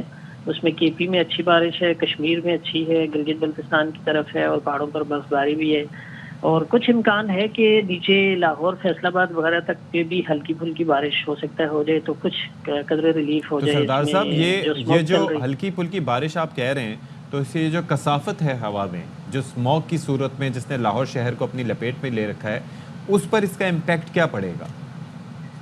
دیکھیں اصل میں کھل کے بارش ہونا تو پھر تو آپ کی ایئر کوالٹی بہتر ہو جائے گی، کلین ہو جائے گی فضا اگر کھل کے ہو، لیکن ایسا نہیں لگ رہا کہ لاہور وغیرہ کی جو ریجن ہے، لاہور، فیصل آباد، گجرانوالہ اور نیچے ساہیوال اور ساؤتھ پنجاب میں تو اتنی کوئی ہے ہی نہیں، لیکن جو سینٹرل اور نارتھ پنجاب ہے وہاں پر لائٹ رین ہے، تو لائٹ رین سے مطلب اس تھوڑی دیر کے لیے، 1-8 دن کے لیے تو بہتر ہو سکتی ہے سچویشن، لیکن اس کے بعد پھر ایک طرح سے وہ ہو جائے گی دوبارہ سے۔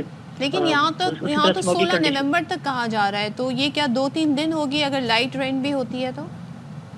دیکھیں لائٹ رین جو ادھر تو یعنی لاہور وغیرہ کی طرف تو کل رات ہو سکتی ہے، کل 15 نومبر کی رات کو یا پھر 16 کی صبح کو، مطلب ادھر بریف سا اسپیل ہو سکتا ہے۔ اوپر جو ہے نا کے پی کے بیشتر علاقوں میں اور اسلام آباد سے اوپر مری، گلیات وغیرہ ہو گیا، اور کشمیر کا وہ ریجن جو ہے اس میں آج سے لے کے 16 تک ہے وقفے سے۔ اچھا سردار صاحب، ویسے یہ جب مصنوعی بارش کی ہم بات کرتے ہیں تو اس بارے میں کافی متس پائی جاتی ہیں، لیکن ایک چیز جو میں نے سنی تھی وہ یہ ہے کہ اس میں مصنوعی بارش برسانے کے لیے بھی بادلوں کا ہونا ضروری ہے، اور ان کا ایک ظاہر ہے کہ ایک سرٹن لیول ہوتا ہے، تو کیا یہ جو بادل آئیں گے اس کا کوئی فائدہ اٹھایا جا سکتا ہے؟ حکومت کی جانب سے کچھ مصنوعی بارش کا تجربہ ہو سکتا ہے یا نہیں؟ جی بالکل ایسا ہی ہے، اصل میں اچھی تھک لیئر کلاؤڈز کی ہونی چاہیے نا، تاکہ وہ بارش جو مصنوعی بارش آپ برسوائیں تو اس کا کوئی ایک طرح سے ایڈوانٹیج ہو یا فائدہ ہو۔ تو دیکھیے یہ اب ڈیپینڈ کرتا ہے کہ کس اس میں آتے ہیں۔ ویسے تو میں نے جیسے آپ کو کہا کہ لائٹ رین ہوگی، یعنی اونچے بادل ہوں گے، ہلکے بادل ہوں گے۔ اب اس میں کہاں تک یہ ایکسپیریمنٹ سکسیسفل ہوتا ہے، پچھلی دفعہ بھی آپ نے دیکھا تھا کوئی اتنا وہ نہیں رہا تھا، سکسیسفل نہیں رہا تھا، لیکن اب کی دفعہ اگر اچھے بادل آ جاتے ہیں، جیسے ایک طرح سے دکھائی دے رہا ہے کہ نسبتاً بہتر لیئر آف کلاؤڈز ہوگی، تو اس میں کیا جا سکتا ہے ایکسپیریمنٹ، لیکن وہی بات ہے کہ یہ 1-8 دن 2 دن کے لیے وقتی ایک طرح سے اس کا حل ہے، ادروائز تو وہ پھر دوبارہ سے پھر وہی اسموگی کنڈیشنز ہوں گی، کیونکہ آگے بالکل ڈرائی ویدر ہے، یعنی یہ 16 کے بعد پھر جو نومبر کے بقیہ دن ہیں ان میں اسی طرح سے ڈرائی کنڈیشن بھی ہوں گی۔ آپ کو بھی یقین نہیں آ رہا کہ ہم نومبر میں آ گئے۔ اچھا سرفراز صاحب، ذرا ہم ادھر آ جاتے ہیں سندھ کی طرف اور بلوچستان کی بات کر لیتے ہیں، یہاں کا ویدر کیسا رہے گا؟ کراچی کا ویدر کیسا رہے گا؟ کراچی کا ویدر تو دیکھیے ایسے ہی جیسے چل رہا ہے، وہی اب قدر اس طرح کی گرمی تو نہیں رہی، لیکن پھر بھی دن میں تیز دھوپ ہوتی ہے، 32 33 34 اسی رینج میں ٹیمپریچر دن کا، اور رات کا ابھی تک 20 سے 22 اس رینج میں ہی رہنے کا امکان ہے۔ اور اب جب کوئی یہ اسپیل نکل جائے گا 18 نومبر یا 20 نومبر کے بعد، پھر نسبتاً ڈرائی وینڈ ہوگی، تو پھر کراچی میں رات تھوڑی بہت خنک ہونا شروع ہو جائے گی، اتنی خنک کہ 20-21 سے رات کا ٹیمپریچر نیچے آ کر 17-18 کے آس پاس، جو کہ نارمل ٹیمپریچر ہے 17.7 کراچی کا۔ اچھا کل بھی تھوڑا سا گرد آلود ہوائیں ویسے چل رہی تھی کراچی میں، ہلکا پھلکا کچھ فیل ہوا تھا ایسا دوپہر کو؟ ہاں ویسے تو پچھلے 3-4 دن سے نا آپ نے نوٹ کیا ہوگا سمندری ہوائیں چل رہی ہیں, اسی باعث رات گئے اور صبح میں اچھی خاصی نمی ہو جاتی ہے, تو جب بھی رات کا ٹیمپریچر بھی نہیں گرتا اور ہلکی پھلکی مسٹی کنڈیشن ہوتی ہے, اور سراؤنڈنگ میں تو ہلکی پھلکی فاگ بھی ہو جاتی ہے یہاں پر بھی, جو جہاں ویجیٹیشن زیادہ ہے سپر ہائی وے وغیرہ کی طرف یا کراچی کے سراؤنڈنگ میں. ایک چیز مجھے بتائیے گا, ظاہر ہے کہ موسمیات پہ آپ نظر رکھتے ہیں اور اس کا کلائمیٹ کا بھی بڑا ہے, کلائمیٹ پہ بڑا منفی امپیکٹ پڑا ہے, یہ جو اسموگ اور فاگ اور یہ کنڈیشنز ہر گزرتے سال کے ساتھ بدترین ہوتی جا رہی ہیں. آپ کی نظر میں ویسے کون سے ایسے فیکٹرز ہیں, کیونکہ کوئی کہتا ہے کہ جی فیکٹریوں کا دھواں ہے, کوئی بھارت کو الزام دیتا ہے, کوئی اینٹوں کے بھٹوں کی بات کرتا ہے, کوئی کہتا ہے گاڑیوں کا دھواں ہے. آپ کی نظر میں ویسے یہ فیکٹر کیا ہے, محکمہ موسمیات کے کیا اس میں اسسمنٹ ہے؟ دیکھیے اصل میں تو محکمہ موسمیات کا مینڈیٹ نہیں ہے اور ہمارا ہاں میں بتا رہا ہوں آپ کو کہ ایف اے او کی رپورٹ ایک میں نے دیکھی تھی, وہ اویلیبل ہے ویب سائٹ پر, جو پنجاب حکومت نے اسٹڈی کروائی تھی چند سال پہلے 2020 میں آئی تھی. پھر ایک اربن یونٹ ہے خود پنجاب گورنمنٹ کا, جو اس کی بھی فائنڈنگز موجود ہے. تو وہ جو کہتے ہیں کہ جی سارے کا سارا ایگریکلچر ریزیڈیو جلانے سے ہوتا ہے, ایسا نہیں ہے. ایف اے او کی رپورٹ کے مطابق 43% ایمیشنز ہوتی ہے آپ کی ٹرانسپورٹ سے, 25% آپ کی انڈسٹریز سے ہوتی ہے, اور 20% ایگریکلچر ریزیڈیو برننگ کی وجہ سے ہے. تو اس کا مطلب ہے کہ 78 to 80% جو ہے وہ ڈیو ٹو ٹرانسپورٹ اور ڈیو ٹو انڈسٹریل ایمیشن ہے. تو اگر ان دونوں چیزوں کو آپ آہستہ آہستہ کنٹرول ہوں گی, ظاہر ہے انڈسٹریز کو شہر سے باہر نکالیں, لاہور شہر ہے جیسے, اور اسی طرح سے ٹرانسپورٹ کا نظام اچھا کرے, ہائی کوالٹی کا فیول گاڑیوں میں استعمال ہو, گاڑیوں کی ریگولر چیکنگ ہو, دھواں چھوڑنے والی گاڑیاں ہوں, جتنی آپ کی انفٹ ٹرانسپورٹ ہے اس کو ایک طرح سے وہ کریں, تو آہستہ آہستہ یہ چیز بہتر ہو سکتی ہے. اور یہ مطلب ایک طرح سے نا دونوں فائنڈنگ ایسی ہے. بلکہ جو اربن یونٹ کی وہ ہے ان کی انوینٹری ہے جو ایمیشنز کی, انہوں نے تو 83% ٹرانسپورٹ کا پروپورشن بتایا ہوا ہے. تو اس کا مطلب یہ ہے کہ غالب حصہ جو ہے نا وہ آپ کی ٹرانسپورٹ اور انڈسٹری ایمیشن سے ہوتا ہے. ٹھیک ہے, تھینک یو سو مچ. سرفراز صاحب ہمارے ساتھ تھے اور صورتحال کے حوالے سے بات کر رہے تھے. ویسے پچھلے دنوں بلاول صاحب نے شیئر کیا تھا ایئر کوالٹی انڈیکس کا اسکرین شاٹ, اور وہ کہہ رہے تھے جی اسلام آباد والے, لاہور والے کراچی آ جائیں. تو آج تو کراچی بھی ٹاپ 10 میں ٹرینڈ کر رہا ہے. جی لیکن وہ ایئر کوالٹی جو ہے وہ ٹاپ 10 میں تو ہے, انہیلدی تو ہے نا, انہیلدی تو ہے, لیکن اب وہی بات آ جاتی ہے نا کہ choose the lesser of the evils نا. وہ جو بات ہم کر رہے ہوتے ہیں کہ یہاں پر پھر بھی کہاں پر 790 اور کہاں پر 156, تو کراچی کی تو اسی اراؤنڈ ہوور کر رہی ہوتی ہے نا, کوئی آئیڈیل یہاں پر بھی سچویشن نہیں ہے. اور یہ دیکھیں ہر دن بدلتی ہے صورتحال, تو اس میں آئی ڈونٹ نو انہوں نے کیا سوچ کے یہ مشورہ دیا تھا. کمپیریزن میں میرے خیال میں انہوں نے کہا, کیونکہ اب یہ دیکھیں اگر کوئی چیز اسٹیٹک ہو تو آپ کسی کو اس طرح کے مشورے دے سکتے ہیں, but I don't get it. بہرحال ہاں جی, ہمارے پاس خبر ہے ملتان سے, ذرا وہ ایڈ کر لیتے ہیں. ملتان کا جی نشتر اسپتال ہے, اس میں ڈائلیسس کے دوران 30 مریضوں میں ایڈز میں مبتلا ہونے کا انکشاف ہوا ہے, اور اس کی انکوائری کے لیے ایڈیشنل سیکریٹری جنوبی پنجاب نے کمیٹی قائم کر دی ہے. جبکہ جو ہسپتال کے جی سپرنٹینڈنٹ ہیں ڈاکٹر کاظم خان, وہ کہتے ہیں جی ڈائلیسس وارڈ میں ایسا کوئی واقعہ پیش نہیں آیا ہے. سو مرزا احمد علی سے جان لیتے ہیں جی کہ حقیقت کیا ہے.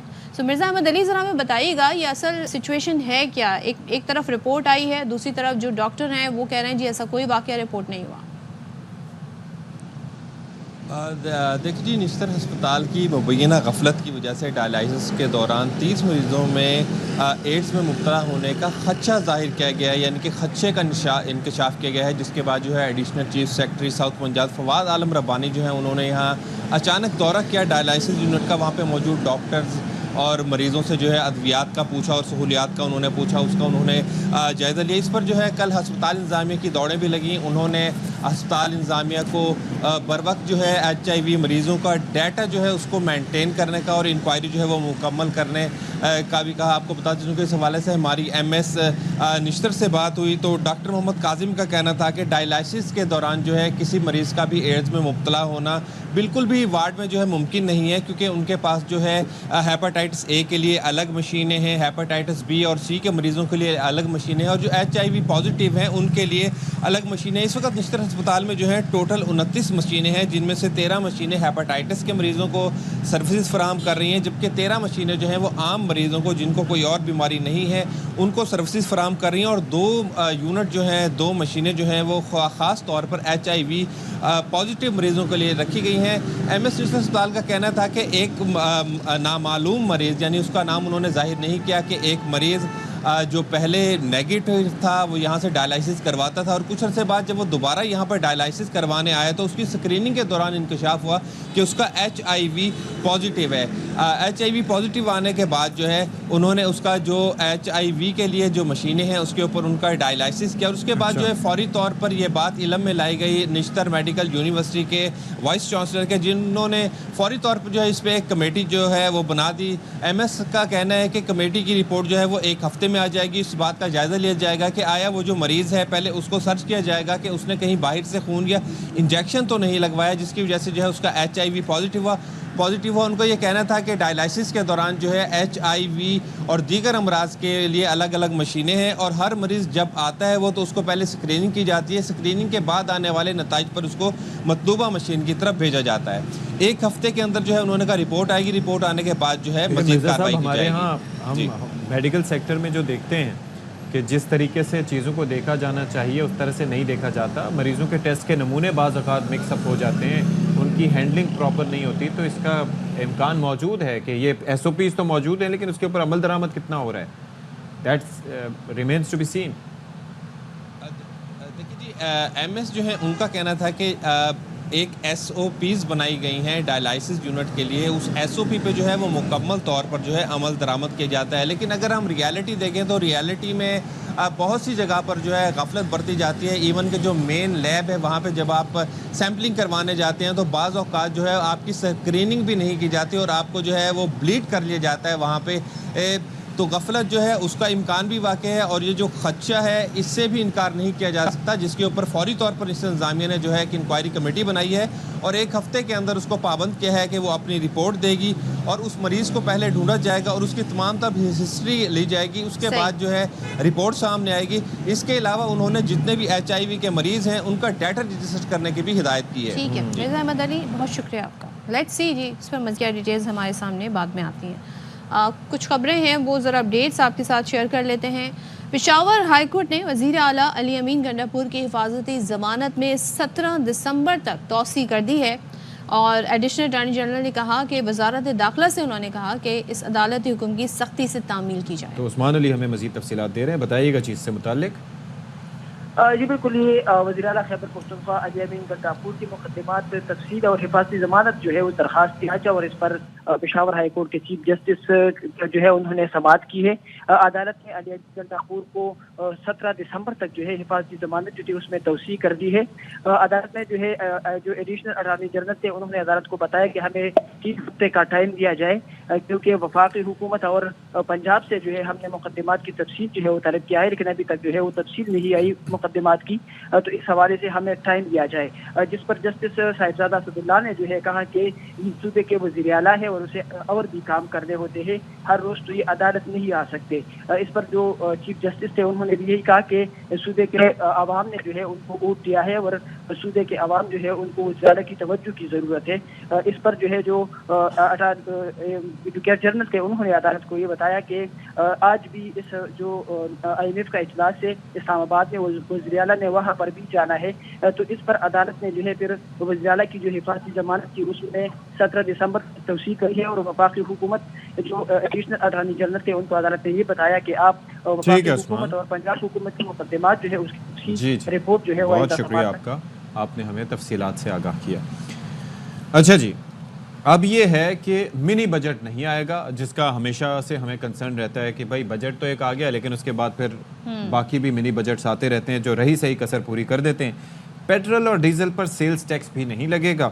IMF نے حکومتی موقف سے اتفاق کر لیا, 12,970 ارب روپے کا ہدف برقرار رہے گا اور IMF نے ٹیکس محصولات پر اطمینان کا اظہار کیا ہے. That's good. اور اب یہ بتایا جا رہا ہے جی کہ اب ٹیکس ٹو GDP کی شرح بڑھ کر 10.3% ہو گئی ہے.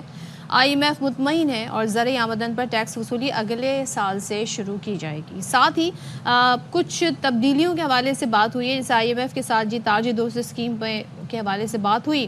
4 لاکھ نئے تاجروں نے ٹیکس گوشوارے جمع کرا دی ہیں. تو something is better than something nothing. is better than nothing. تو یہ ہمیں بڑا اصل خدشہ میں تھا بات یہ ہے کہ کیونکہ کہا ہی جا رہا تھا کہ مزید ٹیکس بھی لگ سکتا ہے. اصل میں چکر یہ ہے کہ ویسے جب بھی ہم ماہر معاشیات سے بات کرتے ہیں، خاقان نجیب صاحب ہوں یا اس کے علاوہ باقی جتنے بھی لوگ ہوں، تو وہ ہمیشہ یہی کہتے ہیں کہ ٹیکسیشن کا نظام بہتر ہونا چاہیے، ٹیکس کلیکشن بہتر ہونی چاہیے، لیکن ساتھ ہی ساتھ جو ایکسپینڈیچر ہے وہ بھی بہتر ہونا چاہیے. اس میں جو بلیڈز ہیں یعنی کہ جو شاہانہ اخراجات ہیں وہ نہیں ہونا چاہیے. جب آپ بات کرتے ہیں کہ ملک معاشی لحاظ سے پریشانی کا شکار ہے تو پھر آپ کی کابینہ کا سائز بھی نہیں ہونا چاہیے، پھر اتنے جو الاؤنسز اور یہ جو اچانک کریں کہ ہر دفعہ ہمیشہ کوئی آسٹیریٹی کمیٹی بنائی جاتی ہے، لیکن وہ کمیٹی کے کیا ریزلٹس ہوتے ہیں، کتنی بچت ہوتی ہے، وہ ہمارے سامنے نہیں آتا ہے. اور دوسری جانب ہم یہ دیکھ رہے ہیں کہ جو ایک بڑا مسئلہ ہے ٹیکس کلیکشن میں وہ یہ ہے جی ٹیکس نیٹ بڑھانا ہے. ٹیکس کلیکشن تو بہتر کرنی ہے، ٹیکس نیٹ میں آپ نے ان لوگوں کو لانا ہے جو کہ ٹیکس نہیں پے کر رہا ہے. اب اس کے لیے جی تاجر دوست اسکیم لے کر آئے، اس کا جو حال ہوا وہ سب کے سامنے. ابھی بھی یہ بڑے نمبرز میرے لیے حیران کن ہے کہ 4 لاکھ تاجروں نے گوشوارے جمع کرائیں. تو لیٹس سی کہ اس حوالے سے مزید کیا ڈیٹیل سامنے آتی ہیں. لیکن بہرحال جو ایک ڈر تھا جی کہ پیٹرول پر ڈیزل پر مزید جی لیوی اور ٹیکس عائد ہو جائیں گے، تو ابھی فی الحال ایسا نہیں ہو رہا ہے. یہ ہمیں بتایا گیا کہ حکومت کی بہت ساری باتیں جی IMF نے مان لی ہیں. اچھا بھائی، بات یہ ہے کہ ابھی ہم جیسے بات کر رہے تھے نا، ہمارے پاس آج ڈائبٹیز کے حوالے سے دن منایا جا رہا تھا، تو اس میں ہم ویسے منع کرتے ہیں کہ سردیوں میں آپ کو پتہ ہے طرح طرح کے حلوہ جات کھائے جاتے ہیں، گاجر کا حلوہ، پھر اس کے بعد آپ کو باڈی آپ کی سٹور بھی کر رہی ہوتی ہے نا موسم سے نمٹنے کے لیے، انرجی چاہیے ہوتی ہے، تو اس کے اندر زیادہ رجحان جو ہے وہ میٹھے پہ ہی ہوتا ہے. لیکن اس کے ساتھ ساتھ سردی سے بچنے کے لیے یخنی یا سوپ یہ ایسی چیز ہوتی ہیں کہ جو بڑا آپ کو سکون اور تقویت دیتے ہیں، یعنی کہ آپ کو ایک بڑا مزہ بھی آتا ہے، غذائیت کا احساس بھی ملتا ہے.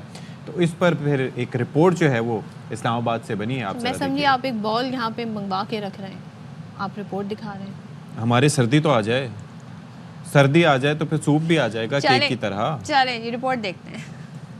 کیوں اداس پھرتے ہو سردیوں کی شاموں میں، گرم سوپ کتنا ہے پڑا ان دکانوں میں.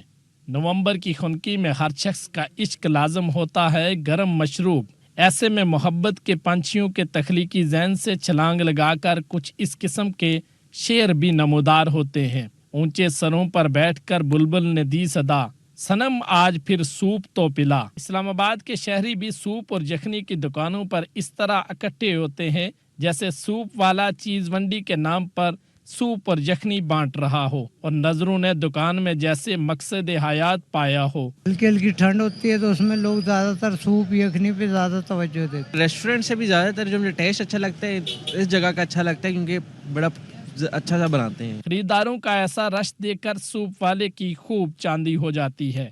گرما گرم سوپ میں سوسیز ڈالتے ہوئے شہریوں کے چہروں پر ایسے رونق آ جاتی ہے جیسے پہلی تاریخ سے پہلے تنہا مل جاتی ہے. سوپ اور یخنی کو غذائیت سے بھرپور سمجھا جاتا ہے اور سردیوں میں غذا کے طور پر استعمال کیا جاتا ہے. شہریوں کا کہنا ہے کہ بڑے ہوٹلوں کی نسبت انہیں مناسب ریٹ پر سوپ اور یخنی ٹھیلے اور ریڑھی والوں کے پاس مل جاتی ہے، اس لیے وہ یہاں کا رخ کرتے ہیں. کیمرامین یاسر علی کے ساتھ غلام اویس، ARY نیوز، اسلام آباد. یاسر نے کتنے شاعرانہ انداز سے جی سوپ کی ہم ترجمانی کی ہے، کیا بات ہے. لیکن میں نے اس سارے اس میں کسی خاتون کو باہر بیٹھ کے سوپ پیتے نہیں دیکھا. ان کی کیوں ہے؟ وہ جاتی ہوں گی لیکن وہ ملی نہیں ہوں گی، یا ہو سکتا ہے وہ سامنے کیمرے پہ آتے ہوئے شرما رہی ہیں، ممکنات میں سے. بریک لیتے ہیں، بریک کے بعد واپس آتے ہیں.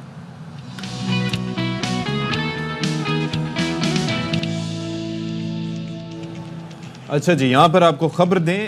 خبر یہ ہے کہ جسٹس امین الدین خان کی سربراہی میں قائم 6 رکنی آئینی بینچ نے سماعت کا آغاز کر دیا ہے.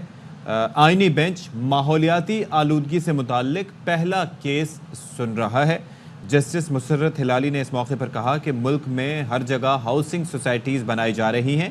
جسٹس جمال مندوخیل نے کہا کہ گاڑیوں کا دھواں ماحولیاتی آلودگی کی بڑی وجہ ہے. کیا دھوئیں کو روکنے کی کوشش کی جا رہی ہے؟ تو یہ آپ اندازہ کر لیں کہ 26ویں آئینی ترمیم کے بعد اب یہ پہلا کانسٹیٹیوشنل بینچ ہے جو کہ جوڈیشل کمیشن نے قائم کیا ہے، جو کہ جوڈیشل کمیشن نے قائم کیا ہے. تو پہلی سماعت ہو رہی ہے آئینی بینچ کی، جس میں جی جسٹس امین الدین خان کی سربراہی میں یہ قائم 6 رکنی جو بینچ ہے، آئینی بینچ ہے، یہ سماعت کر رہا ہے. اور جسٹس مسرت نے اس حوالے سے کہا کہ ملک میں ہر جگہ ہاؤسنگ سوسائٹیز بنائی جا رہی ہیں. جسٹس جمال مندوخیل نے کہا گاڑیوں کا دھواں ماحولیاتی آلودگی کی بڑی وجہ ہے. وہی سوال انہوں نے پوچھا کہ کیا اس کو روکنے کے لیے اور اسی پر آگے یہ کہ رپورٹ بھی وفاق اور صوبوں سے طلب کر لی گئی ہے اور بتایا جائے کہ آلودگی کے خاتمے کے لیے کیا اقدامات کیے گئے ہیں اور پھر یہ حکم نامہ جاری کیا گیا ہے. لارڈ نذیر احمد کے 1993 کے خط پر چیف جسٹس نسیم حسن شاہ نے معاملے کا نوٹس لیا تھا اور پھر اب یہ ہوا ہے کہ عدالت نے ماحولیاتی آلودگی کے تمام کیسز کو یکجا کر دیا ہے. آئینی بینچ نے 3 ہفتوں میں وفاق اور صوبوں سے رپورٹس طلب کر لی ہے اور کہا کہ ماحولیاتی آلودگی کا مقدمہ غیر معینہ مدت تک زیر التوا نہیں رکھا جا سکتا. اچھا جی، اور مزید اپڈیٹس ہیں وہ آپ کے ساتھ شیئر کر لیتے ہیں. ہر وقت ہر دم تیار ہیں ایسا کہنا ہے جی وزیر اعلیٰ کے پی کا. احتجاج میں جانے کے حوالے سے حکمت عملی طے ہے لیکن بتا نہیں سکتا. ان کی جانب سے کیا کہا گیا سن لیتے ہیں.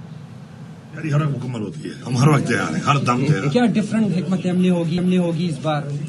حکمت عملی تو یہاں نہیں بتا سکتا نا، حکمت عملی بس طے ہوگی. یہ بتائیں کہ ہر بار بند کیا جاتا ہے اسلام آباد کو، آپ کو مشکلات ہوتی ہے، کیا کہیں گے؟ بس یہ زیادتی ہے. دیکھیں ایک پرامن ہمارا ہے کہ اگر ہمیں کوئی پرامن احتجاج کرتے ہیں اپنے حق کے لیے تو اس کو ہمیں آئین میں جو ہے نا ہمیں تحفظ ہے اس چیز کا اور ہمیں اجازت ہے اس چیز کی.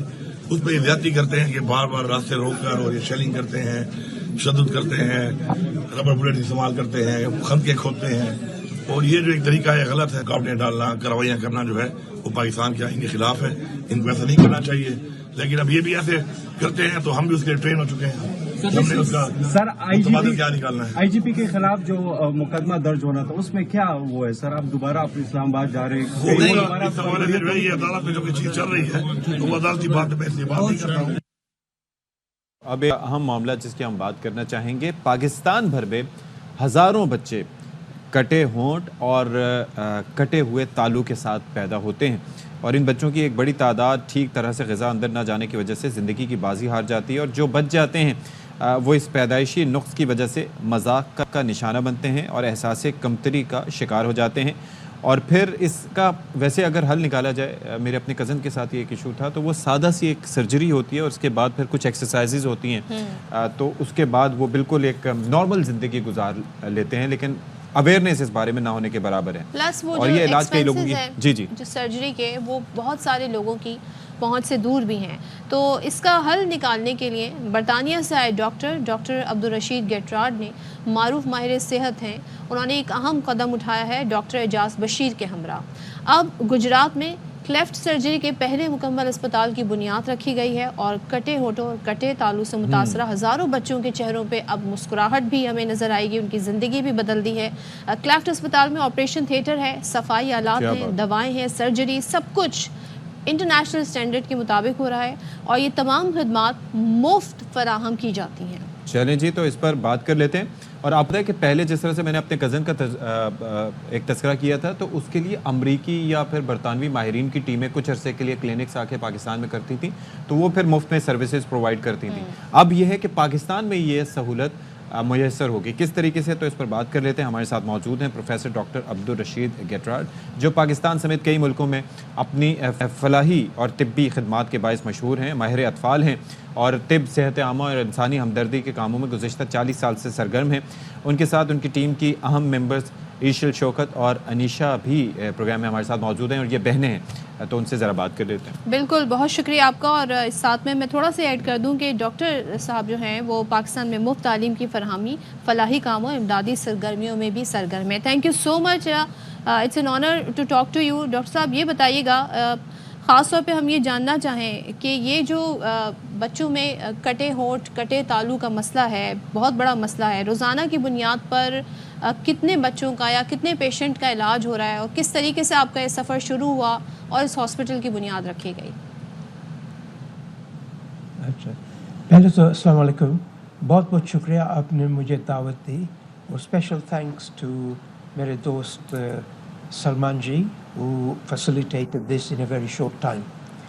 تو میرے ساتھ تو آپ نے جو کہا میرے ساتھ ایمبیسڈرز ہیں ایشل اور انیشا. 20 سے 30 سال پہلے مجھے کچھ انفارمیشن آیا کہ کچھ لوگ برطانیہ سے جاتے ہیں پاکستان اور کچھ کام کر رہے ہیں. تو میں نے کچھ ریسرچ کی اور میں سمجھا کہ یہ جو چیز ہے نا، یہ ڈسیبلٹی ہے کہ میرا جو جنرل فلسفی ہے وہ ہے ہیومینیٹیرین and humanity. Humanitarian है कि we help people in those countries like Gaza, Syria, जिस चीज़ें हो रही है. The second thing is we help with projects जैसे कि होंठों की आपने बात की, cleft lip की और cleft palate की और club feet की और cataract की और hearing की. और तीसरी जो चीज़ है ना वो education है. And all of these in different ways are related. लेकिन disability जो है ना that affects a lot of people. So philosophically देखो कि जो होंठों का प्रॉब्लम जो होता है ना तो बच्चे जब उनका पैदा होता है तो उनको माँ बहनें तो बहुत परेशान हो जाते हैं.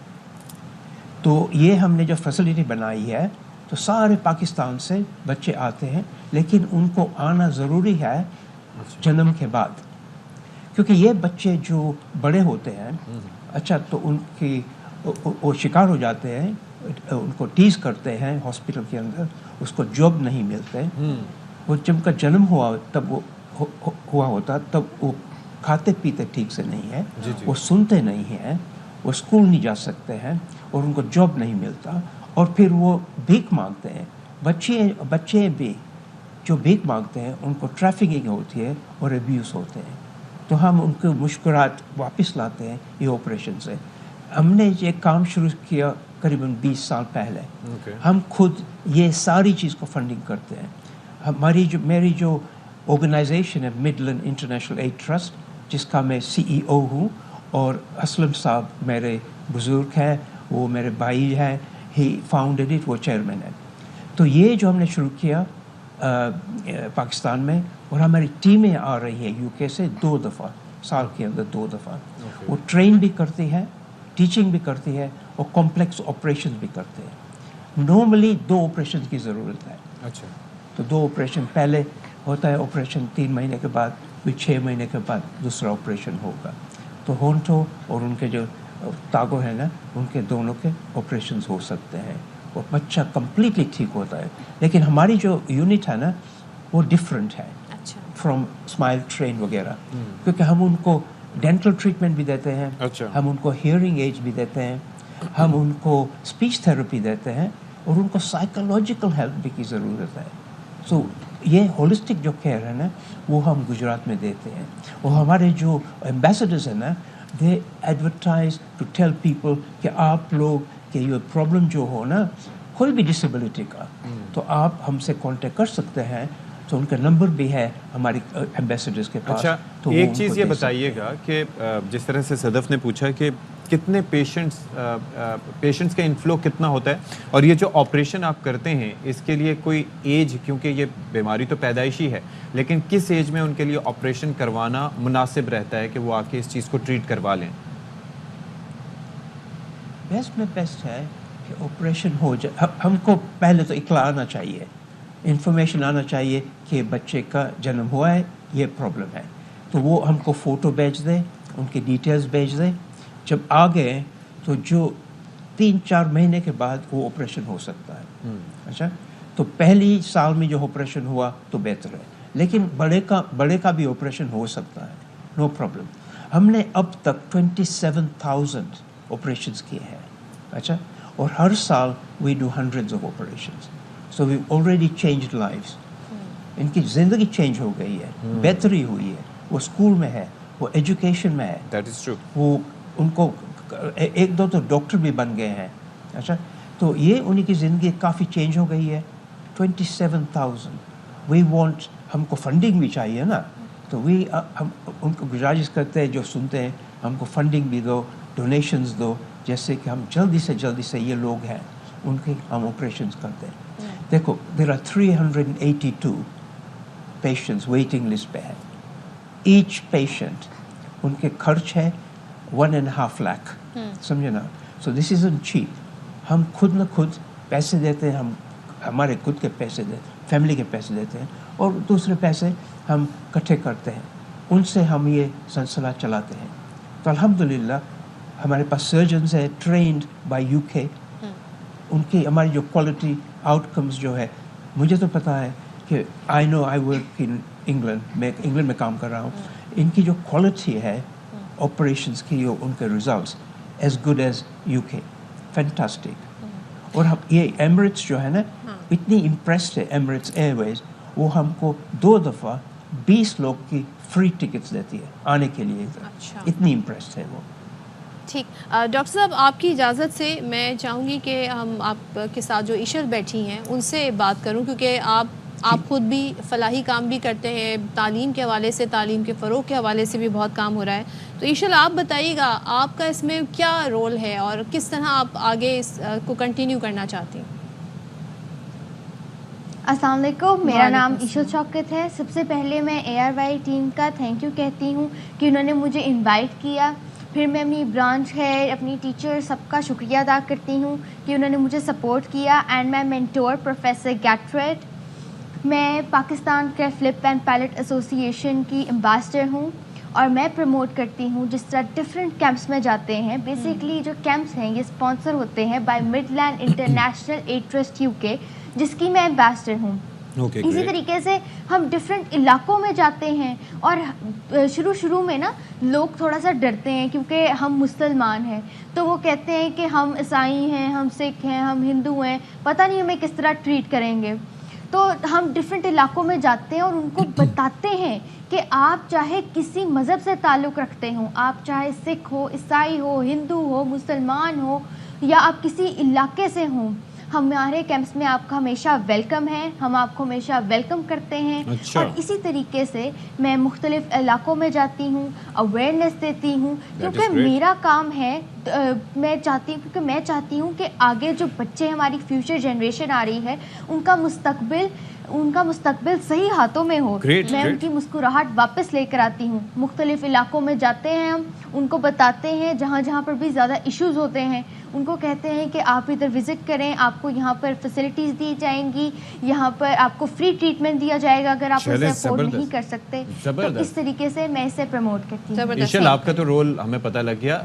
अनीशा, आप किस तरीके से अपनी जिम्मेदारियां पूरी करती हैं, क्योंकि यू आर वेरी यंग, तो आपका रोल क्या है इस सब में? मैं भी अपनी जो सी है ऑर्गेनाइजेशन WASP, जो कि प्रोफेसर गैट्रेड की है, the founder of WASP, world against single use of plastic, मैं भी उसको प्रमोट करती हूँ। और हमने अपनी बुक्स भी बनवाई हुई हैं। ये इंग्लिश वाली है 3 लैंग्वेजेस में, ये चाइनीज़ में है, और लास्टली ये हमारी उर्दू में है। हमारा इंटरनेशनल साइन WASP का ये है, world against single use plastic. ठीक है, तो मैं भी प्रमोट करती हूँ, अवेयरनेस देती हूँ। और हमने एक प्लास्टिक यूनिट भी बनाया हुआ है WASP फैक्ट्री का, जहाँ पे स्कूल्स देते हैं प्लास्टिक कलेक्ट करते हैं, हम उसे साफ़ करते हैं, उसे मेल्ट करते हैं और उसके फिर टुकड़े करके हम लोग फिर रिसाइकल करते हैं। गुड, ज़बरदस्त भाई, आप दोनों ज़बरदस्त काम करें। प्रोफेसर गैट्रेड, आप कोई मैसेज देना चाहें, कुछ ऐड करना चाहें? ख़ास तौर पे आप फलाही काम भी करते हैं, so do you want to add something? या ऐड तो ये करना है कि मेरा खुद का जो काम है ना, it is in 23 countries humanitarian add. ये ह्यूमैनिटी का जो है ना, जो WASP की बात कर रहे हैं, world against single use plastic, ये जो है ना इट इनकॉर्पोरेट्स क्लाइमेट चेंज। ये 2 मेरे लड़के हैं ना, बहन है, they are helping me. I work with the youth around the world in 50 countries. तो ये हमारी इंटरनेशनल साइन है। लेकिन हमने ये टूल्स बनाए हैं जिससे हम स्कूल में जाते हैं, स्कूल में जाके हम लिटर पिक करते हैं, उनको अवेयरनेस देते हैं। We put pressure on the government to decrease plastic in the chain. लेकिन देखो आज हम बाहर देखते हैं तो प्लास्टिक कितना एयर पोल्यूशन हो रहा है। This is all due to climate change. तो क्लाइमेट चेंज है ना, it's creating so many problems, air pollution, soul eutrophication, यानी हमें ज़मीन भी बिगड़ जाती है। जी जी। और हमारी जो हवा जो मैंने कहा और हमारा पानी, सभी चीज़ें जो है ना वो जहरीली हो गई है बिकॉज ऑफ क्लाइमेट चेंज। हम बाहर देखते हैं तो वही है। तो ये जो लड़के हैं ना हमारे साथ, तो ये लड़के are raising awareness and positively doing something to help the planet. चलिए जी, thank you so much. Thank you so much doctor Abdul Rashid गैट्रेड और अनीशा और ईशल भी हमारे साथ मौजूद थे। और भाई बात ये है कि अल्लाह ताला रहम फरमाए, बड़ा अच्छा काम कर रहे हैं, ज़बरदस्त काम कर रहे हैं। अब हम ब्रेक लेते हैं, ब्रेक के बाद वापस आते हैं।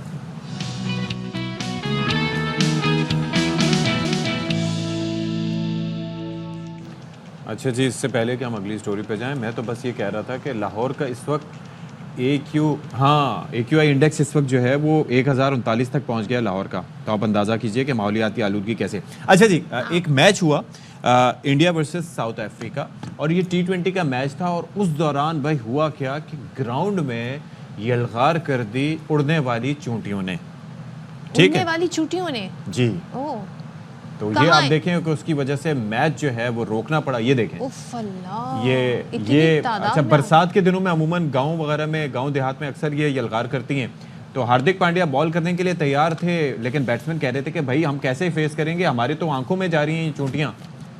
تو دیکھیں اب جو ہے نا، جب ہم نے کہتے ہیں نا جو حشرات ہیں، حیاتیات ہیں، ان کا جو ہم نے ایکو سسٹم تباہ کر دیا انسانوں نے، تو اب وہ بھی بدلہ لینے آ رہے ہیں. تو ویسے مکھیاں ہوا کرتی تھیں، لیکن یہ چونٹیاں بھی کہتی ہوں گی ہم کوئی چونٹیاں ہیں، ہم اڑنے والی چونٹیاں ہیں. یہ بھائی اڑنے والی ہیں تو ذرا دھیان سے، انہوں نے میچ روک دیا ہے. مطلب صرف موسم ہی میچ نہیں روک سکتا، یہ مکھیاں نہیں ہیں، یہ چونٹیاں بھی میچ روک سکتی ہیں. سو نہیں کوئی چیز نکمی زمانے میں. تو چلیں جی، لیکن میچ روک دیا انہوں نے. میں یہی میں بتا رہی ہوں، سوچیں کہ میچ، اب آپ اس پہ بھی نظر رکھا کریں کہ میچ اگر رک گیا ہے تو اس کے پیچھے صرف موسم یا بارش وجہ نہیں ہوتی، اکثر اڑنے والی چونٹیاں بھی ہوتی ہیں. چلیں جی، اجازت چاہنے کا وقت آ گیا. شاد رہے، آباد رہیے، خوش رہیے. اللہ حافظ. اللہ حافظ.